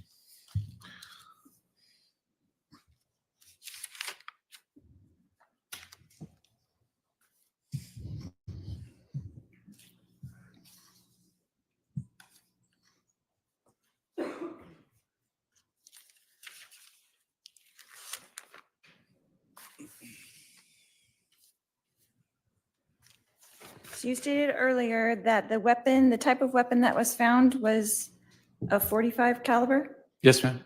Is that a semi-automatic? It is. Okay. How is that different from like a revolver? What's the difference between that? The build itself, I like to use simplistic terms when I describe what a revolver looks like. Most people are familiar with a Western movie. So the wheel gun, that's a revolver. What you see modern police officers carrying these days are semi-autos. So that's kind of the analogy I give to people that don't know guns. And what's the difference between when you're shooting a semi-automatic or shooting a revolver, how fast you can shoot? Does that make sense? The speed on which somebody can shoot is dependent upon the shooter themselves. The skill level they have, the weapon they might be using. There are a lot of circumstances and things that happen to be able to qualify that statement. Right. And you have taken many gun classes, right, that we heard of? And I'm an instructor, yes. And you're an instructor. So when you're taking a gun class, is it common for them to say, is it common that they tell you to shoot center mass? Is that a common term? That is what we train as police officers, is to shoot center mass. It has the highest probability of guaranteeing a hit on the adversary that you're trying to shoot. Right. So if you were being attacked, you should point at center mass. Is that correct? That is what's trained, and because stress can obviously create issues, but yes. Is it a common term to say to center mass? No, In training? that is something that I've heard, but I wouldn't classify it as common. Would you teach that in your class? It depends on what class is and what we're actually doing. If it's standard officers, no, I don't tell them to always shoot to center mass, no. If it was a novice who was like taking a gun class for the first time, would you teach them that? No. What would you teach them? You would teach them to shoot till the threat went away. And that can be with one shot. It can be with more than one shot. Okay, that's fair. So in this particular gun, the .45, When the shells are ejected, where do they go? Out and away. So in this particular gun, do they go to the right or to the left? I have not test fired this particular gun. I believe that most semi-automatics do eject the casings out to the right. Whether it's high right, low right, I'm not sure. It could be farther forward, it could be farther back. I did not test fire this gun, so I cannot speak specifically to how this particular gun ejects, other than most likely to the right. But it could go to the left? No, not the way the ejection port is set up. So no guns that are 45s could go to the left? Certainly, you could have a left-handed gun set up that it would eject that way. But the way this particular gun is set up, the ejection port dictates which way that's going to go. When the slide cycles back and that extractor pulls the casing back, the ejector is usually located on the opposite side of the extractor, and that will kick it out of the actual ejection port of the slide. So for someone like me who doesn't really understand guns too well, you would say that a right-handed gun, they would eject out of the right, but a left-handed gun, they could eject out of the left. And they're very rare to see. And do people have left-handed guns? I guess I never really thought about that. Some people do. If you're left-handed, you'd want that, I guess. Okay. So in this particular case, when you said in your report that the shells bounced off the wall, they had gone to the right, like they were supposed to. Is that correct? That is what I was operating off of, yes. And then they would have bounced to the left. Yes, because that makes sense. And they would have landed to the left of my husband. Is that where they were found? Along the west wall. Okay. But how close to the wall were they found? The pictures show where they were found. They're relatively close to the wall, inches away. I was gonna say inches, Yes, not feet, but inches. correct. And so would that be a normal trajectory from hitting the wall to where they landed? I am not surprised by seeing that, yes. According to how fast they would be going, how fast does a casing come out of a gun? I don't really know. I've never chronographed a casing coming out of a gun. I've only chronographed bullets. So I have no idea how fast a casing comes out. It doesn't come out with enough force to really hurt anybody. So there weren't any divots in the wall or anything like that because, There could be microscopic divots, but it'd be very difficult to find. and you didn't find any that were visible to the eye. Nothing that caught my eye, no.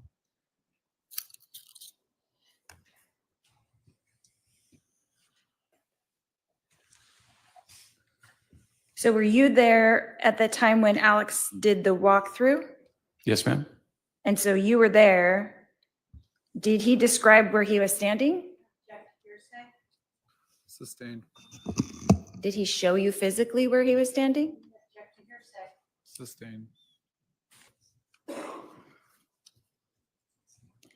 Was there a wall right next to where he was standing? Sustained.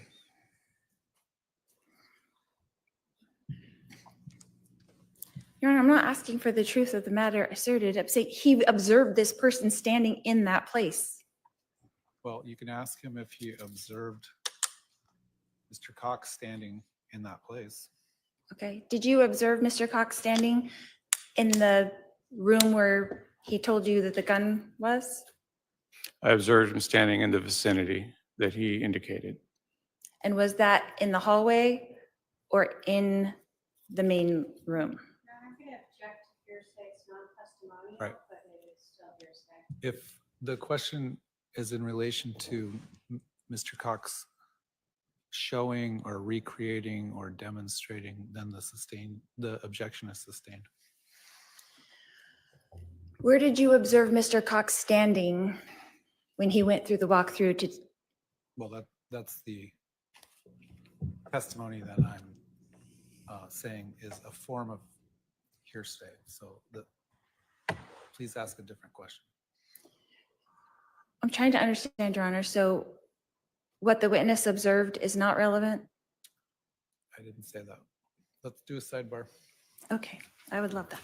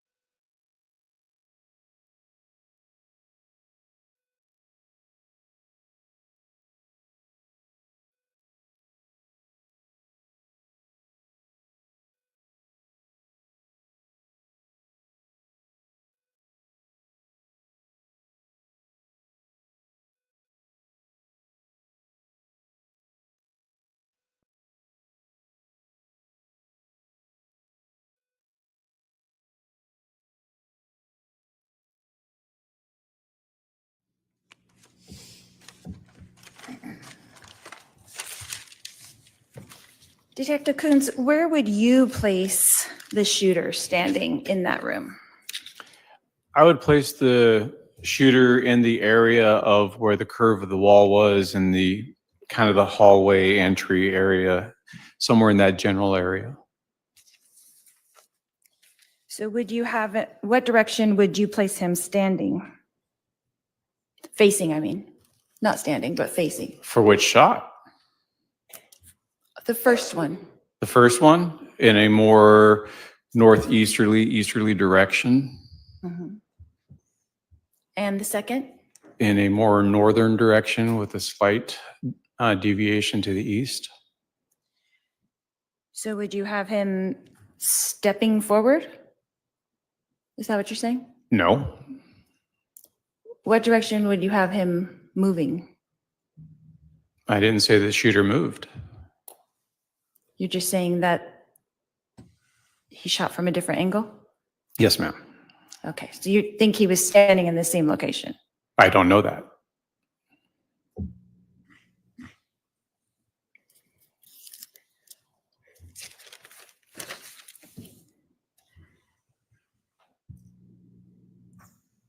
So according to where you put him standing with the first shot, the casing bounced off of the wall to the right and landed to the left. Correct. And then where you have him standing in the second shot, the same thing happened. Approximately, yes. And how far apart were those casings found?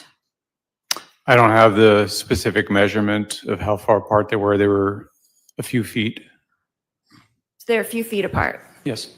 So if he was standing in the same place, would they be a few feet apart or would they be closer? It depends on a different amount of things, like how was the gun being held? Was it canted to the side? Was it not? What the angle was. Could the shooter have moved? A little, but it would have been the same general vicinity. But you said he didn't move, according to you. I said I didn't say he moved. So he could have moved because they were more than a foot apart, the casings found. A little, yes. Would have been in the same general area. So he could have taken a couple steps. Perhaps. Could have slid the body sideways. Anything that you can do to the body, it could have been done in a short area. And is that common in, I don't know with shooting, if it's that common with someone to shoot once and then move and shoot again? I'll sustain it on speculation. In your experience as a firearms expert who fires a lot of guns, right? Would that be a common thing to do? And objection is speculations, when, where, circumstances. All right, I'll sustain the objection as to speculation.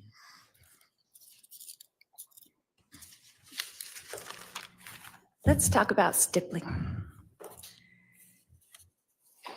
The first shot, according to you, had stippling. Is that correct? No, It did not have any stippling. none was observed. How far away would the gun have And the to second be shot? from the? None was observed. No It stippling depends was on the gun, observed correct? on this 45 semi-automatic. Is that I am what's in not the ME's a report? expert on, I believe so, the stippling That there was no patterns. stippling? That is something that we would have to send to the lab for. And what they would do is they would test it with witness panels at different distances to give that Can I have a minute, Your information. Honor? Is there an estimate? That's where it would come in. Usually the medical examiner, if they observe stippling, will give an estimate of close or contact. So would you be surprised if he said 2 to 4 feet? If that's what he says. That if there's stippling, then the gun would have to be 2 to 4 feet. It's possible, but I wouldn't hold my hat on that, no.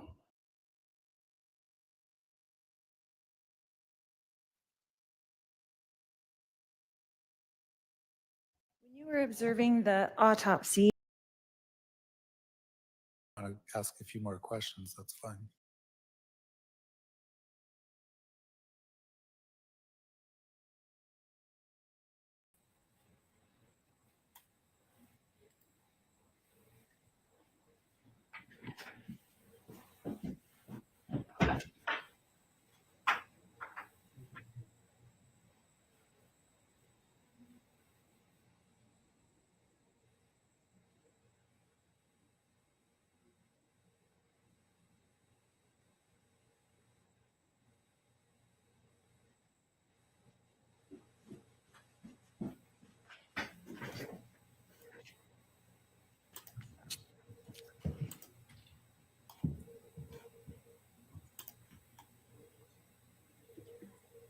All right, the jury is no longer present. Please be seated.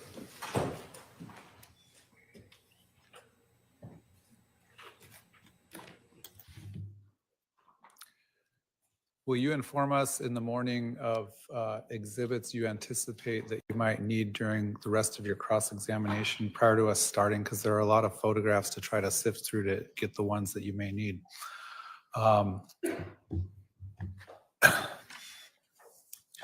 You have a habit of when a witness answers a question to add something on the end of their answer. For example, during this witness, you said, I wasn't aware of that. Another time you said, I don't know much about guns.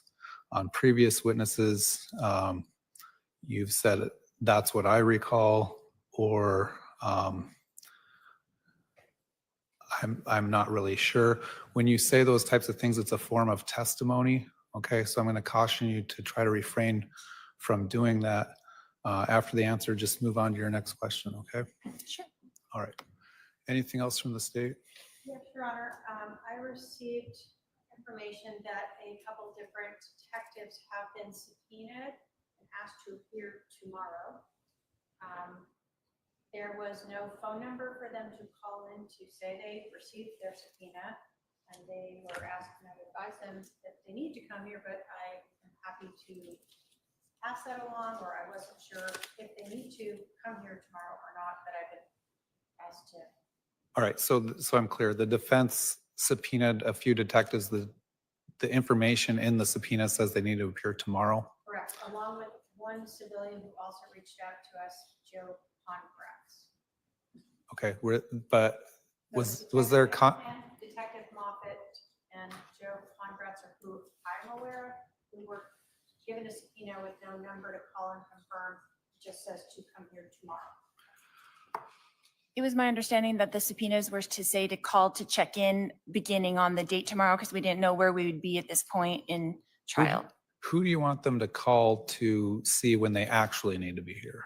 Because obviously the state's not going to finish their case this week, I don't think. Correct. I can give the defense their numbers. I don't know how, I just wanted, I mean, obviously if she wants them to come here and I will tell him that. I just was passing that along as that is obviously. So it sounds like the subpoena may have been missing some information of who they should check in with to make sure they report on the correct date and time. So who do you want them to call? Those witnesses? Your investigator? Yes.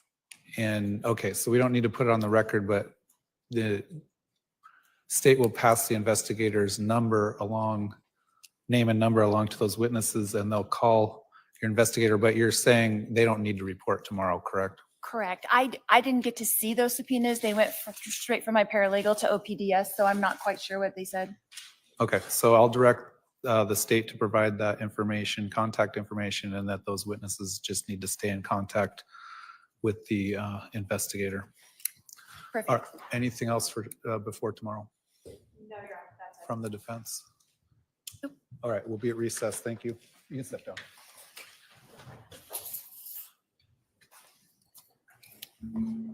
What time do you get back?